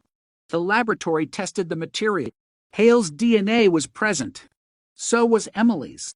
The sample was old, but it was enough to establish that Emily had contact with the glove. The defense challenged the evidence. The truck had been used by Hale for years. Emily could have touched the gloves innocently. Again, investigators faced the same problem. A clue was not automatically proved, but the clues were accumulating, one by one, like pieces of glass forming a picture. The investigators returned to the original crime scene photographs. They compared the terrain from 1990 with the modern landscape. The quarry had changed. Trees had grown. Roads had shifted, but the drainage channel remained. The location of the burial site was almost exactly where the old map suggested. Then an investigator noticed something. A line drawn on the original search map. A police officer had marked a section of the forest. Beside it, he had written, "Possible vehicle access." The area had never been searched thoroughly. Why? Because the road had been blocked by a fallen tree. Search teams had assumed no vehicle could pass, but investigators now examined aerial photographs from 1989. The tree had fallen recently. The road had been open when Emily disappeared. That meant a vehicle could have driven directly into the forest. The investigators tested the record. A pickup could reach the burial area in less than 3 minutes. A person carrying a body would not have needed to travel far. The location made sense. Hale knew the area. He had access to the road. He had a truck. He had motive. He had opportunity. And now he had been linked to Emily through DNA. The case was moving toward prosecution, but detectives still wanted the final piece, a confession, not because they needed it, because they wanted to know what happened to Emily. Where had the murder occurred? Why had she gone with Hale? What had happened during those final minutes? So investigators requested another interview. Hale agreed. He sat in the interrogation room with his attorney nearby. The detective placed the notebook on the table. Hale looked at it. His expression remained calm. The detective asked, "Is this your handwriting?" "Yes." "Did you write these dates?" "Yes." "Were these your movements on January 14th, still 1990? "I don't remember." "You don't remember writing this?" "No." "You don't remember Emily?" Hale looked down. Then he said something unexpected. "I remember her." The room went silent. For 32 years, Hale had denied knowing her. Now he admitted it. The detective asked, "How well did you know her?" Hale said, "She worked at the insurance office." "Did you talk to her?" "Yes." "How often?" "I don't know." "Did you follow her?" "No." "Did you photograph her?" "No." "Then why do we have photographs of her in your house?" "I don't know." "Why is your DNA on her clothing?" "I don't know." "Why is her DNA on your glove?" "I don't know." The detective placed the notebook in front of him. "What does done mean?" Hale stared at the word. His hands began to shake. Then he asked, "Did you find her?" The detective froze. It was the same question. The exact question investigators had heard from him during the previous interview. Only now they understood what it might mean. "You knew where she was." Hale said nothing. "You knew she was in the quarry." Still nothing. "You knew we would find her." Hale's eyes remained fixed on the table. Then he whispered, "I thought nobody would." The detective leaned forward. "Nobody would what?" Hale did not answer. His attorney ended the interview. But the sentence had been recorded. "I thought nobody would." That was not a full confession, but it was the closest Hale had come. Investigators now had enough to move forward. Hale was arrested. The news spread through Pennsylvania. 32 years after Emily Carter vanished, police had arrested a suspect. The headline appeared across television screen. 1990 cold case breakthrough. DNA leads police to suspect. Missing woman found after 3 decades. But the story did not end with the arrest, because the public wanted to know something else. Why had it taken 32 years? Why had investigators missed Hale? Why had the photographs been ignored? Why had the original search failed to find the burial site? The answer was uncomfortable. The evidence had been there, but it had been fragmented. A witness remembered a man. A receipt recorded a time. A photograph showed Emily. A statement mentioned Hale. A jacket appeared near the car. A map showed a possible vehicle route. A DNA sample waited inside an evidence log. No single clue had solved the case. The truth emerged only when investigators connected them. That is what makes cold cases so haunting. Sometimes the truth is not hidden, it is simply scattered. The original detectives had worked without modern DNA databases, without advanced forensic imaging, without computerized records, without the ability to digitally enhance photographs, without modern genealogy tools. They had followed the evidence available to them, but the evidence was incomplete. Now it was not. The trial began months later. The courtroom was packed. Emily's family sat in the front row. Hale entered wearing a gray suit. He looked older, smaller, nothing like the man described in the original witness statements. But Emily's mother recognized him. She had seen his photograph. She had seen his name. She had spent decades wondering who had taken her daughter. Now he was sitting only a few yards away. The prosecution presented the DNA first, then the photographs, then the notebook, then the timeline, then the quarry evidence. Each piece stood alone, but together they created something much stronger. The defense attacked the reliability of the old evidence. They questioned the DNA. They questioned the chain of custody. They questioned the photographs. They argued that Hale had known Emily but that this did not prove murder. Then prosecutors introduced the handwriting expert. The notebook belonged to Hale. The note inside the envelope belonged to Hale.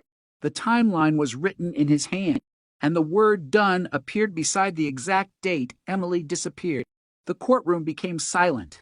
Then came the final evidence, the DNA from the blouse. The probability was extraordinarily high. The defense had no convincing explanation for how Hale's biological material had reached the inside of Emily's clothing. But even then, the prosecutor did not rely on DNA alone. She walked the jury through the morning. 6:02. Emily leaves home. 6:11. Gas station. 6:13. Hale buys cigarettes. 6:18. Emily leaves. 6:40. Quarry. 7:12. Done. 7:20. Blue sedan. 7:35. Road clear. 7:48. Work. The timeline was no longer a collection of clues. It was a story. A terrible story. A story written by a man who believed nobody would ever read it. The prosecution finished by placing Emily's photograph on the screen. She was smiling. Young. Alive. Unaware that the photograph would one day become evidence against the man who had been watching her. The prosecutor looked at the juror. This case was never forgotten, she said. And in that courtroom, 32 years of silence finally began to break. The courtroom remained silent after the prosecutor's final sentence. Nobody moved. Nobody whispered. Even the reporters stopped typing for a moment. On the screen behind the jury was Emily Carter's photograph, 24 years old. Smiling. Alive. The photograph had been taken only days before she disappeared. Now it was evidence. The prosecution turned away from the screen and faced the juror. For 3 decades, she explained, the case had been treated as a mystery. A woman disappeared. Her car was abandoned. A few personal belongings were found. Then the trail went cold. But the mystery had never been empty. It had been filled with evidence that nobody could fully connect. Until now. The defense attorney stood. He argued that the prosecution was building a story from fragments. He reminded the jury that DNA did not automatically prove murder. He pointed out that Robert Hale had known Emily. He had worked in the same community. He had handled documents connected to her workplace. He had lived near the quarry. There were innocent explanations for some of the evidence. The photographs could have been taken by someone else. The jacket could have belonged to another man. The gloves could have been contaminated. The old notebook could have been misunderstood. Even the DNA, the defense argued, could have been transferred through ordinary contact. Then he delivered the sentence that investigators had expected. You are being asked to fill the gaps with suspicion. The courtroom fell quiet again. The prosecutor knew the defense had identified the central weakness. There was no eyewitness to the murder, no video, no confession describing every moment, no murder weapon recovered, no forensic recording of the killing, only a chain of evidence stretching across 32 years. But that chain was long, and it was strong. The first witness was the former gas station owner. He entered the courtroom slowly, 91 years old. His hands trembled. The judge asked him to identify Emily.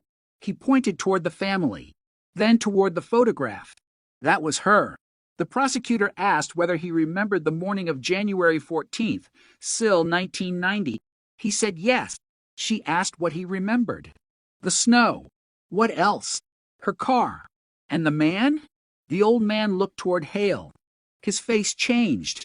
That man. Hale stared straight ahead. The prosecutor asked whether he was certain. The witness shook his head. I was young enough to remember better than I do now. The defense smiled slightly. But then the witness added, I remember his jacket. The prosecutor asked him to describe it. Dark brown, heavy, worn at the shoulders. The same type of jacket visible in the photographs recovered from Hale's home. The defense objected. The judge allowed the testimony. The witness continued. He bought cigarettes. Do you remember who? Yes. The courtroom waited. Robert Hale. The name echoed through the room. For the first time, Hale looked directly at the witness. The witness did not look away. The prosecutor then displayed the old receipt, 613-8, the purchase. Hale's name was not printed on it, but the witness remembered him. And the timing placed him at the gas station immediately after Emily. The next witness was Emily's former co-worker. She described Hale's behavior during the months before the disappearance. He had asked about Emily, where she lived, when she worked, who she spent time with.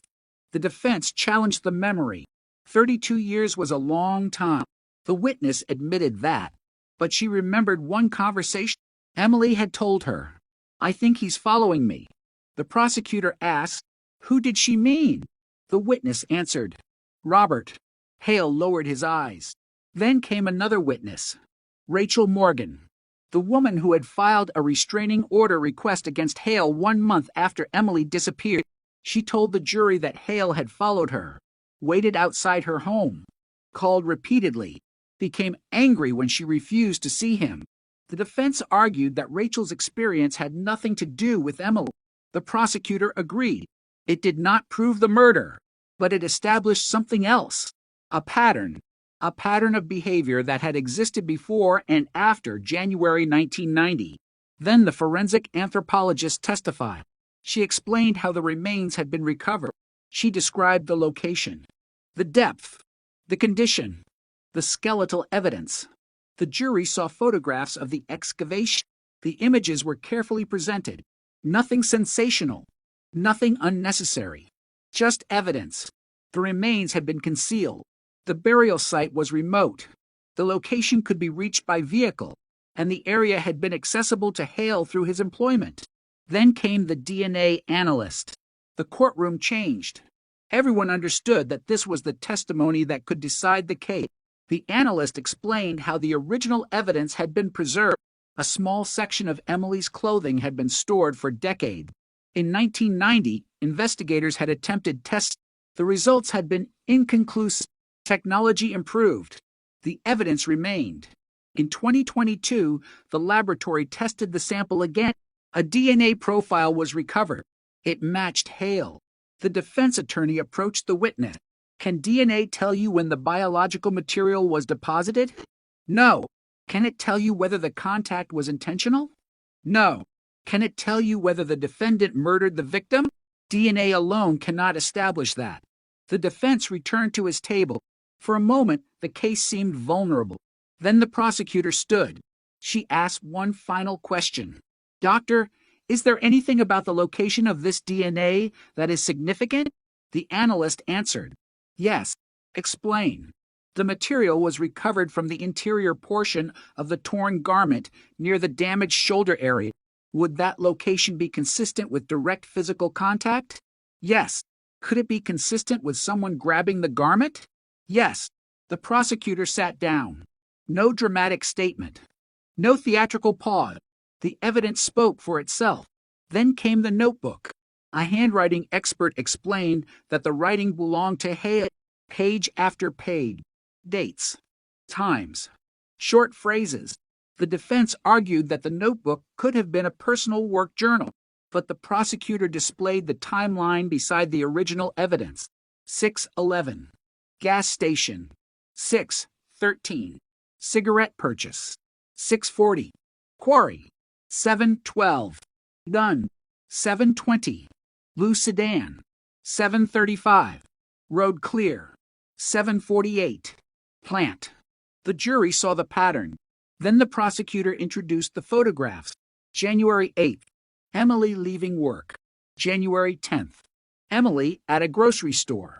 January 12th. Emily walking into the insurance office. January 13th. Emily at the gas station. January 14th. Emily beside her car. All recovered from Hale's storage box. The defense argued that possession did not prove authorship, but the photographs contained something else. Hale's DNA and Emily's DNA. The defense suggested the photograph might have been handled by Emily at some point. The prosecutor asked, why would the defendant possess multiple photographs of a woman he claimed he barely knew? There was no immediate answer. Then the prosecution showed the photograph from January 14th. The dark jacket appeared in the background. The same jacket described by the gas station witness. The same jacket later photographed near Emily's abandoned vehicle. The defense objected. The judge allowed the evidence. The room became almost painfully quiet. One photograph, 3 decades old. A woman standing beside a car. A man watching from a distance. The prosecutor enlarged the image. The jury could see the shape, the dark jacket, the baseball cap, the position of the man. Emily appeared unaware. That image became one of the most powerful pieces of evidence in the trial because it suggested something the other evidence could not. Intent. Hale had not simply crossed paths with Emily. Someone had been watching her. The defense fought hard. The attorney argued that the image was too unclear to identify Hale. He was right. The face could not be seen clearly. The photograph did not prove who took it. But the prosecution did not need the photograph to stand alone. It only needed to fit the rest. And it did. The final witness was the detective who reopened the case. He had spent years studying the original investigation. He described the failures. Not with anger. With precision. The gas station witness had not been fully followed up. The original note mentioning Hale had been buried. The photographs had never been connected to him. The potential vehicle route into the forest had been overlooked. The biological evidence had been preserved, but could not be properly tested. The detective explained that the original investigators had worked with the tools available in 1990. They were looking at pieces, he said. What changed? Technology. What else? Perspective. The prosecutor asked what he meant. We stopped asking where the evidence came from and started asking how all of it fit together. That sentence became one of the most quoted lines from the trial because it described the entire case. No single discovery had solved Emily's murder. The truth emerged from the combination. A receipt, a photograph, a witness, a notebook, a burial site, DNA, and 32 years of preserved evidence. Then the detective was asked about Hale's second interview. He described the moment Hale asked, "Did you find her?" The prosecutor played the recording. The courtroom heard Hale's voice. Older, slower, but unmistakable.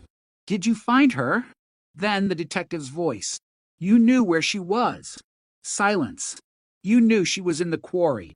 More silence. "You knew we would find her." Then Hale's voice. "I thought nobody would." The recording ended. Nobody moved.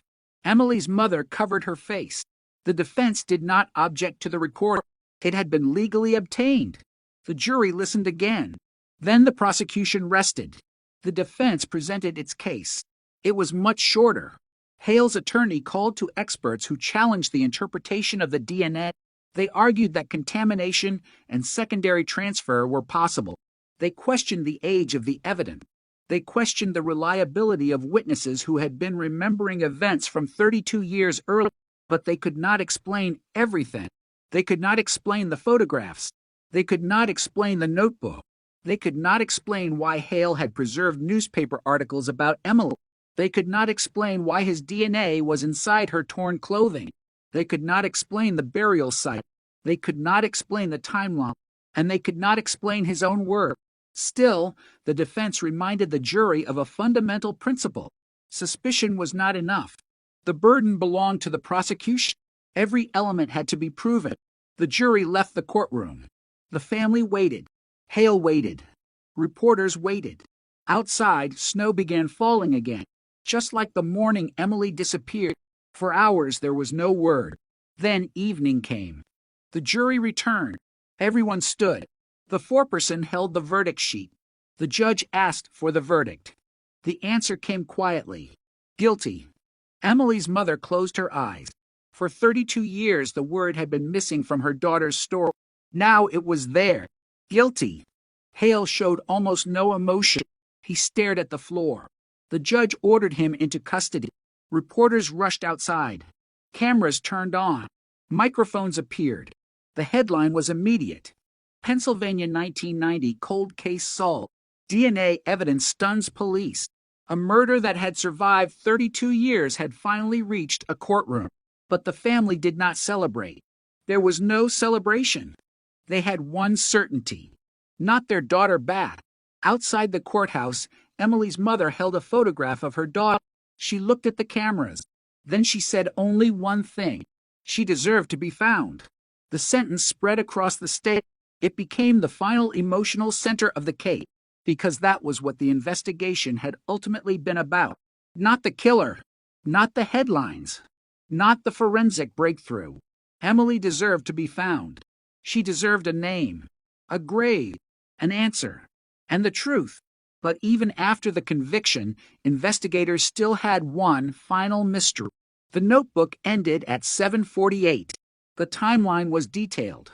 The photographs were precise. The evidence was overwhelming. Yet there was no explanation of what happened between 6:40 and 7:12. 28 minutes. 28 minutes missing from the record. 28 minutes that contained the final moments of Emily's life. The prosecution believed those minutes contained the murder, but Hale never described them. He never said where the attack happened. He never explained how Emily was taken from the vehicle. He never explained why he kept her photographs. He never explained why he buried her where he believed nobody would search. And after the verdict, when investigators asked him one final question, he gave an answer that left everyone unsettled. They asked, "Why Emily?" Hale looked at them for several seconds. Then he said, "She knew I wasn't who she thought I was. Nothing more. No explanation. No apology. No emotion.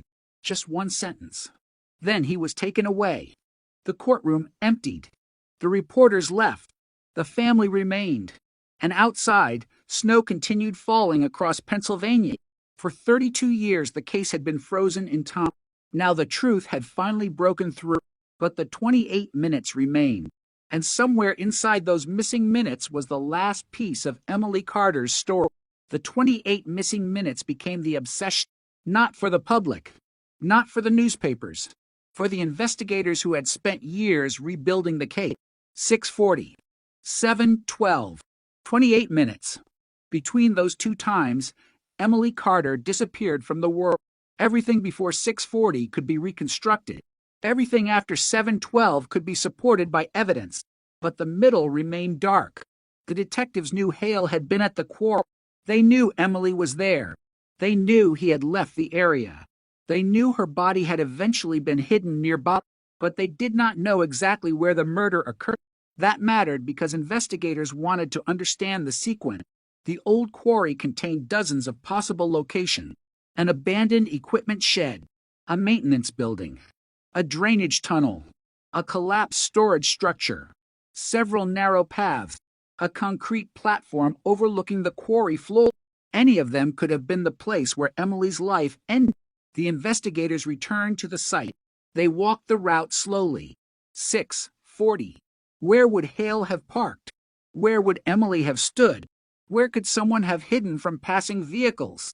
The detective followed the old access road. The forest was different now. Trees had grown. The road had narrowed. But the basic geography remained. Then he noticed something. A concrete foundation hidden beneath weed. The remains of an old maintenance shed. The building had been demolished in the early 1990s. Only the foundation remained. Investigators checked historical map. The shed had been standing in January 1990, and Hale had access to it. The detective stood inside the rectangle of broken concrete. He imagined the morning. Snow, cold air, silence. A young woman stepping from a car, a man she believed she could trust. Then something changed. Perhaps an argument. Perhaps a demand. Perhaps a moment when Emily realized she was in danger.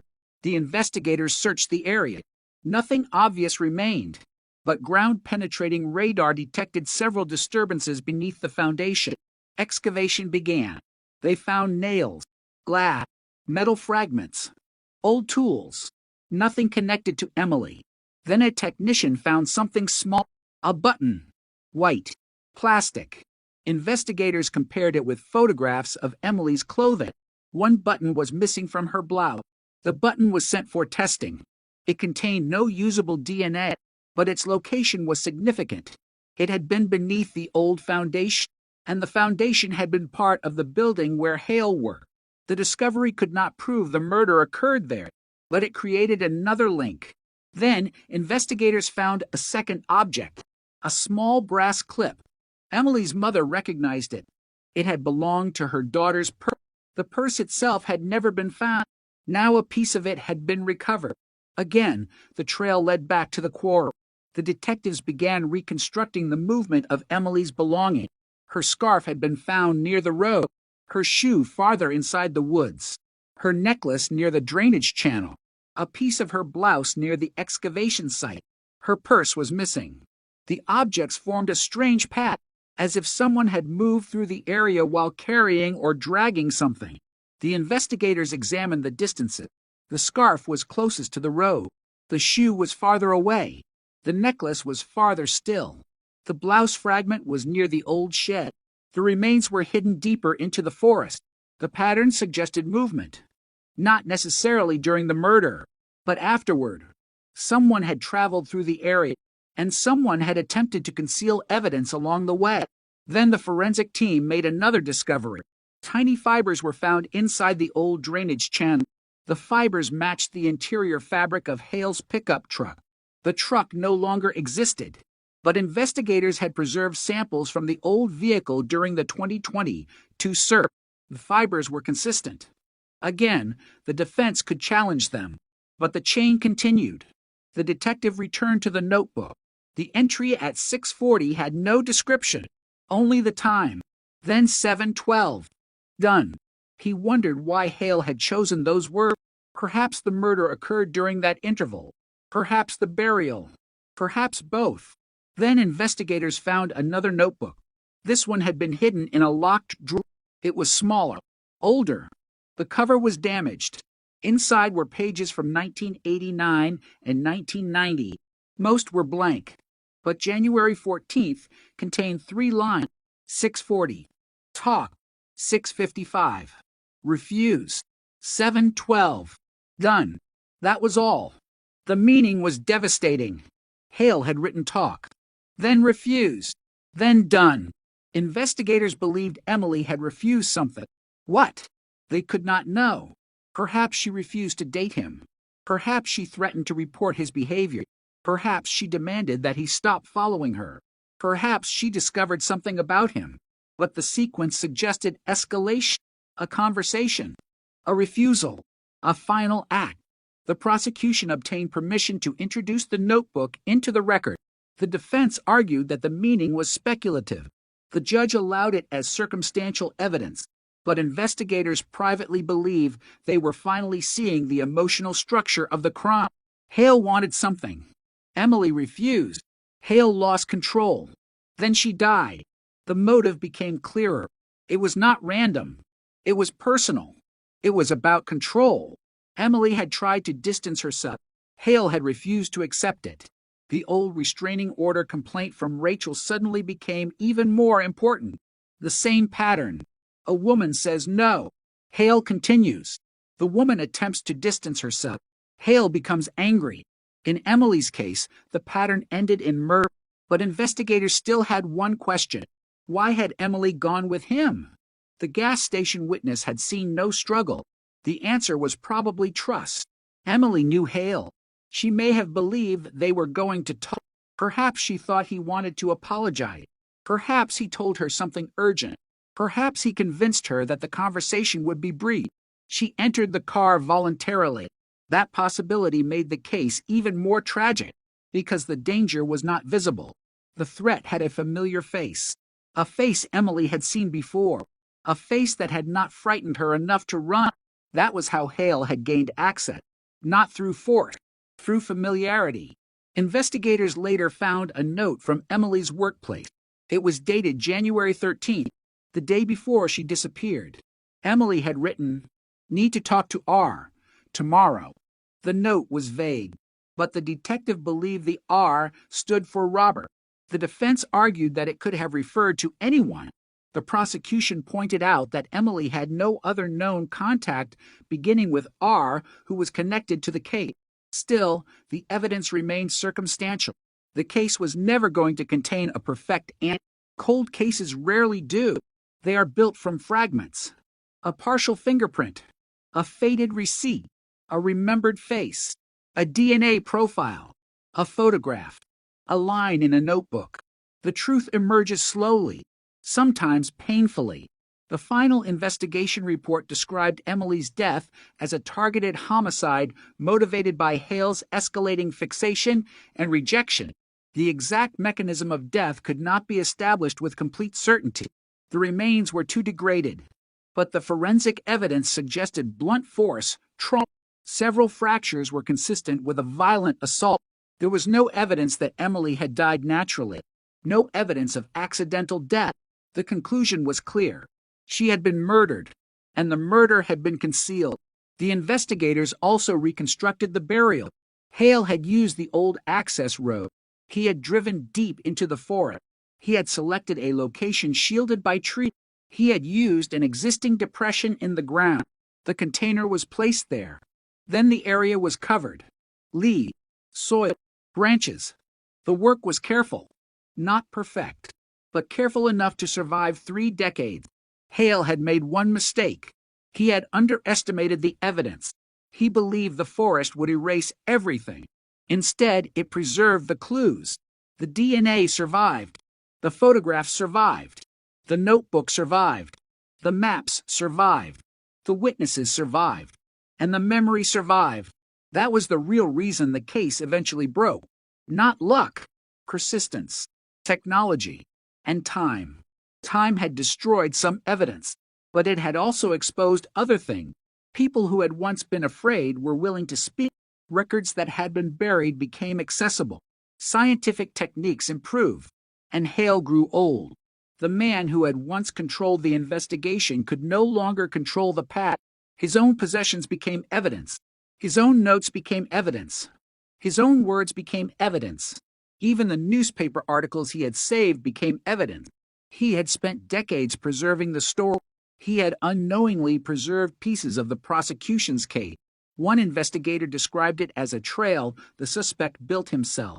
That phrase never appeared in the official report, but among the detectives, it became common. Hale had left a trail. He simply did not realize it. After the conviction, investigators returned one final time to the gas station location. The old building was gone. A modern store stood there. Traffic moved constantly. People bought coffee. Cars came and went. Nobody knew that a young woman had once stood there on a freezing January morning. Nobody knew that a man had watched her. Nobody knew that 2 minutes after her purchase, he had bought cigarettes. The detective stood outside. He imagined the scene. Emily walking out, her breath visible in the cold, her scarf around her neck, her hands inside her gloves. Perhaps she smiled. Perhaps she said goodbye to the clerk. Perhaps she believed she was heading somewhere safe. Then she stepped into the next chapter of a story she never knew was being written. The detective later visited Emily's grave. Her family had chosen a quiet cemetery. No dramatic monument. Just her name. Emily Carter, 197, 1990. A photograph was attached to the memorial. She looked exactly as she had in the old evidence file. Young, bright, unaware. Flowers had been placed beneath the photograph. Some were fresh, others had dried. The detective stood there for a long time. Then he noticed something written on a small card. 32 years was too long. He could not disagree, because the investigation had shown how much could change during 32 years. Children grew up. Parents died. Buildings disappeared. Roads changed. Witnesses forgot. Technology transformed. But the unanswered question remained. What happened to Emily? Now the question had an answer. She had been followed. She had been taken to the quarry. She had been murdered. She had been hidden. And the man responsible had spent decades believing the evidence would never catch him. But the case had one final complication. The DNA that identified Hale had not been found through the original forensic sample alone. Investigators had used a genealogical database. A distant relative had provided the initial family connection. The technique had narrowed the search. Then investigators obtained Hale's discarded DNA. The match was confirmed. The breakthrough had come from science, but it had also raised questions about privacy. The case became part of a wider national discussion about how genetic genealogy could reopen old murders. Families could provide answers without ever knowing their DNA might help identify a distant relative connected to a crime. Some welcomed the technology. Others feared what it could mean. For Emily's family, there was no debate. They wanted answers, and they finally had them. The laboratory report that started the investigation was placed into the official archive. 1 page, a few numbers, a genetic profile, a name, Robert Hale. 32 years of darkness compressed into a laboratory result. But the detective who opened the case understood something. The DNA had not solved the murder by itself. It had only opened the door. The real breakthrough came when investigators walked through it. They searched the old records. They found the photographs. They found the notebooks. They found the forgotten statement. They found the burial site. They found the missing connections. And eventually, they found Emily.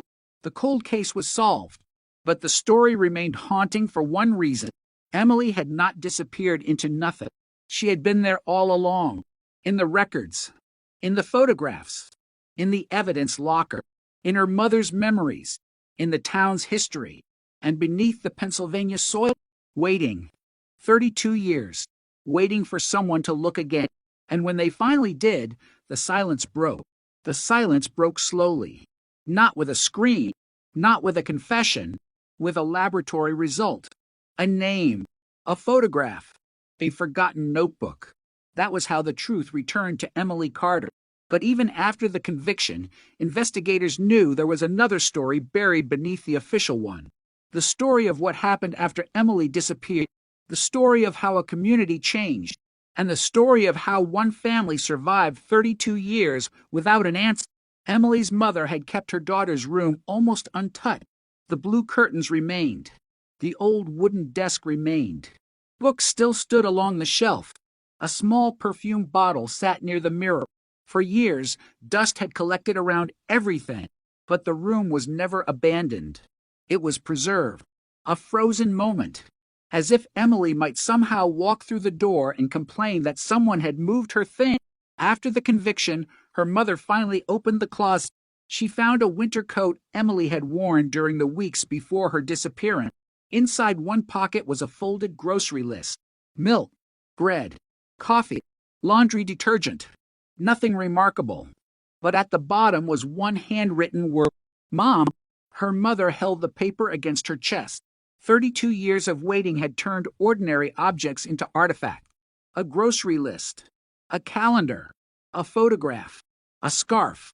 Things that once meant nothing now carried the weight of an entire life. The investigators understood that. That was why they refused to describe Emily simply as a victim. She was 24. She had favorite songs, She had plans. She had people she loved. She had arguments. She had bad days. She had dreams. She was more than the final morning of her life. The case had begun with a missing person report. It ended with the restoration of a person's identity. That distinction mattered, because for 32 years the public knew Emily as the missing woman from Millhaven. After the conviction, people began learning who she actually was. The insurance clerk who always arrived early, the daughter who called home every evening, the young woman saving for her own apartment, the friend who loved winter despite complaining about the cold, the woman who had once planned to travel west. Those details came from people who knew her. They rebuilt the person behind the headline, and the headline had been brutal. Missing. Cold case. No leads. 30 years unsolved. Now a new headline appeared. DNA identifies killer. But investigators knew the real story was more complicated. DNA had identified Hale. It had not resurrected the past. It had not restored the years stolen from Emily's family. It had not erased the failures of the original investigation. The case raised difficult questions about what might have happened if the evidence had been interpreted differently in 1990. What if the forgotten witness statement had been followed? What if the gas station owner had been interviewed again? What if Hale's employment schedule had been examined? What if the photographs had been discovered early? What if the biological sample had been tested with modern technology? Any one of those questions could have changed the timeline. Maybe Hale would have been arrested in 1990. Maybe Emily would have been found sooner. Maybe her mother would not have spent 3 decades wondering. But history does not offer alternate ending. The only thing investigators could do was learn from the failure. The police department created a cold case review unit. Old homicide files were reopened. Evidence was cataloged. Biological samples were tested. Missing person cases were compared against unidentified remains. The department began asking questions it had not asked before. Not just, what do we know? But, what did we overlook? That question became the heart of the new investigation philosophy, because the Emily Carter case had proven something frightening. A case could contain the truth and still remain unsolved. The evidence could sit inside a box. The answer could be written on a page. The suspect could be photographed. The DNA could exist. And still, nobody could see the complete picture. Time was not always the enemy. Sometimes time was the thing that made the truth visible. 32 years after Emily vanished, investigators had tools that detectives in 1990 could not have imagined. They could search databases in seconds, compare DNA across thousands of records, enhance old photographs, reconstruct terrain, digitize handwritten documents, analyze microscopic fibers, map historical vehicle routes. But technology only worked because someone had preserved the evidence. That was the quiet victory. Nothing had been destroyed. The scarf survived. The necklace survived. The clothing survived.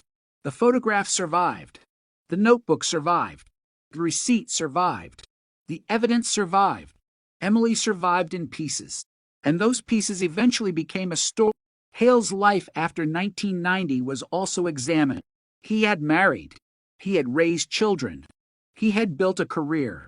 He had attended birthdays, funerals, weddings. He had watched his children grow. He had become a grandfather. He had lived for decades while Emily's family waited.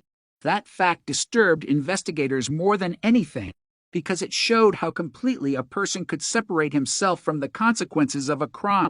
Hale had not been hiding in a remote cabin. He had not been living under a false identity. He had been living an ordinary life, driving, shopping, working, paying bills, talking to neighbors. He had become invisible through normality. That was perhaps his greatest protection. Nobody expected the quiet maintenance worker to be connected to one of the state's oldest unsolved murders. But investigators eventually discovered Hale had followed Emily's case closely. He had read the articles. He had kept the clippings. He had watched the searches. He knew what police believed. He knew what they did not know. And he knew Emily's family was still looking. One newspaper clipping from 1994 carried a quote from Emily's mother. "If anyone knows anything, please tell us." Hale had folded that clipping. He had kept it. for 28 years. The detective found it inside the box. The fold lines were worn. The paper was fragile, but the sentence was still readable. If anyone knows anything, please tell us. Investigators wondered whether Hale had read those words more than once. There was no way to know, but the possibility was disturbing. Emily's mother had been asking the killer for answers without knowing she was speaking to him. That realization became one of the most painful discoveries in the case. At trial, the prosecution did not accuse Hale of contacting the family. There was no evidence he had, but the newspapers proved that he had seen their suffering. He knew they were searching. He knew they were waiting, and he remained silent. For 32 years, when the judge sentenced him, the courtroom was quiet. The sentence was life in prison. Hale showed no visible emotion. The judge spoke about the passage of time, about the family, about the deliberate concealment, about the damage caused by decades of uncertainty. Then Hale was taken away. Emily's mother remained seated. She did not watch him leave. She looked at her daughter's photograph instead. Afterward, reporters asked her what she felt. She paused, then said, "Relief. Not happiness, not revenge. Relief." She could finally stop searching. That sentence became the most important one spoken after the verdict, because the case had never been about punishing Hale alone. It had been about ending uncertainty. The family could finally bury Emily properly. They held a memorial service in late autumn. The weather was cold. Leaves covered the cemetery. Friends from the old insurance office attended. Some had not seen each other in decades. A photograph of Emily was placed near the grave. Beside it was a small bouquet of white flowers. Her mother spoke briefly. She did not talk about the killer. She talked about Emily.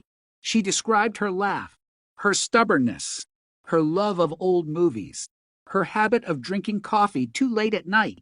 The tiny details returned, and for the first time, Emily's final day was not the center of the story. Her life was. After the service, people remained in small groups. They talked. They remembered. Some cried. Others smiled. Someone played a song Emily had loved. For a few minutes, the cemetery did not feel like the ending of a murder case.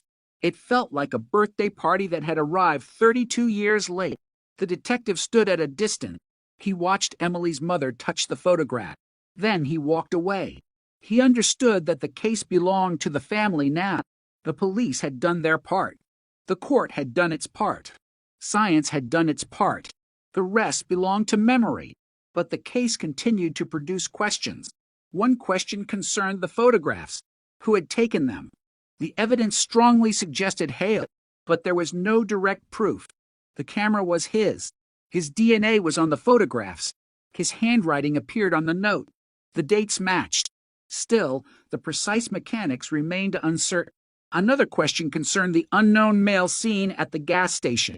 The witness identified Hale, but the memory was 32 years old. Could there have been another man? Investigators believed Hale was the man, but they could not reconstruct his face with complete certainty. Another question concerned the murder weapon. It was never found. The forensic evidence suggested blunt force, trauma, but the object used was gone. Perhaps buried somewhere. Perhaps destroyed. Perhaps thrown into the quarry. The water had been tested. Nothing definitive was recovered. Some questions would never be answered. That was the reality of the case. Solving a cold case does not mean explaining every second. It means proving what happened well enough to establish the truth. And the truth was now clear. Emily was murdered. Robert Hale was responsible. Her body was hidden at the quarry. DNA connected them. The photographs connected them. The notebook connected them. The timeline connected them. The evidence had survived long enough to speak, and once it spoke, the silence could not protect Hale anymore. Years later, the detective who reopened the case gave an interview. He was asked what he remembered most. Not the arrest, not the courtroom, not the DNA. He remembered the evidence box, the original one. Brown cardboard, worn edges, a handwritten case number. Inside were decades of unanswered questions. He said he remembered opening it for the first time. The evidence looked ordinary. A scarf, a photograph, A receipt, a piece of clothing. Nothing appeared extraordinary. But then he realized something. Every object was connected to a moment in Emily's final morning. The scarf showed where she had been. The receipt showed when. The photograph showed who had been watched. The clothing contained DNA. The notebook showed intention. The quarry showed where she had been hidden. One box, one victim, one truth. The detective said the case taught him never to assume an old file has nothing left to give, because sometimes the evidence is not dead, it is waiting. Waiting for the right question, waiting for the right technology, waiting for someone willing to look again. That was what happened in Pennsylvania. The cold case had survived 32 years. The killer had survived 32 years. The evidence had survived 32 years. But the truth had survived too. And eventually, the truth was stronger. The final police report ended with a simple statement: case solved. But for Emily's family, those words meant something far deeper. It meant the phone could finally stop ringing with false hope. It meant the missing person photograph could finally be removed. It meant her name could be placed on a grave. It meant her mother could finally say where her daughter was. Not missing, not unknown, not forgotten. Home. The Pennsylvania winter eventually returned. Snow covered the old quarry road. The forest became silent again. The same trees stood along the same path, but the place was different now. There was no mystery, no search party, no yellow tape, no missing person posters, only trees, snow, and a memory. 32 years earlier, Emily had disappeared somewhere along that road. Now her story had finally returned to the people who had spent decades waiting. The cold case was solved. The killer was convicted. The DNA evidence had stunned investigators. But the most powerful evidence was not inside a laboratory. It was the persistence of a family that refused to let a missing woman become a forgotten name. And somewhere beneath the quiet Pennsylvania soil, the final secret of 1990 had finally been exposed. The truth had been there all along.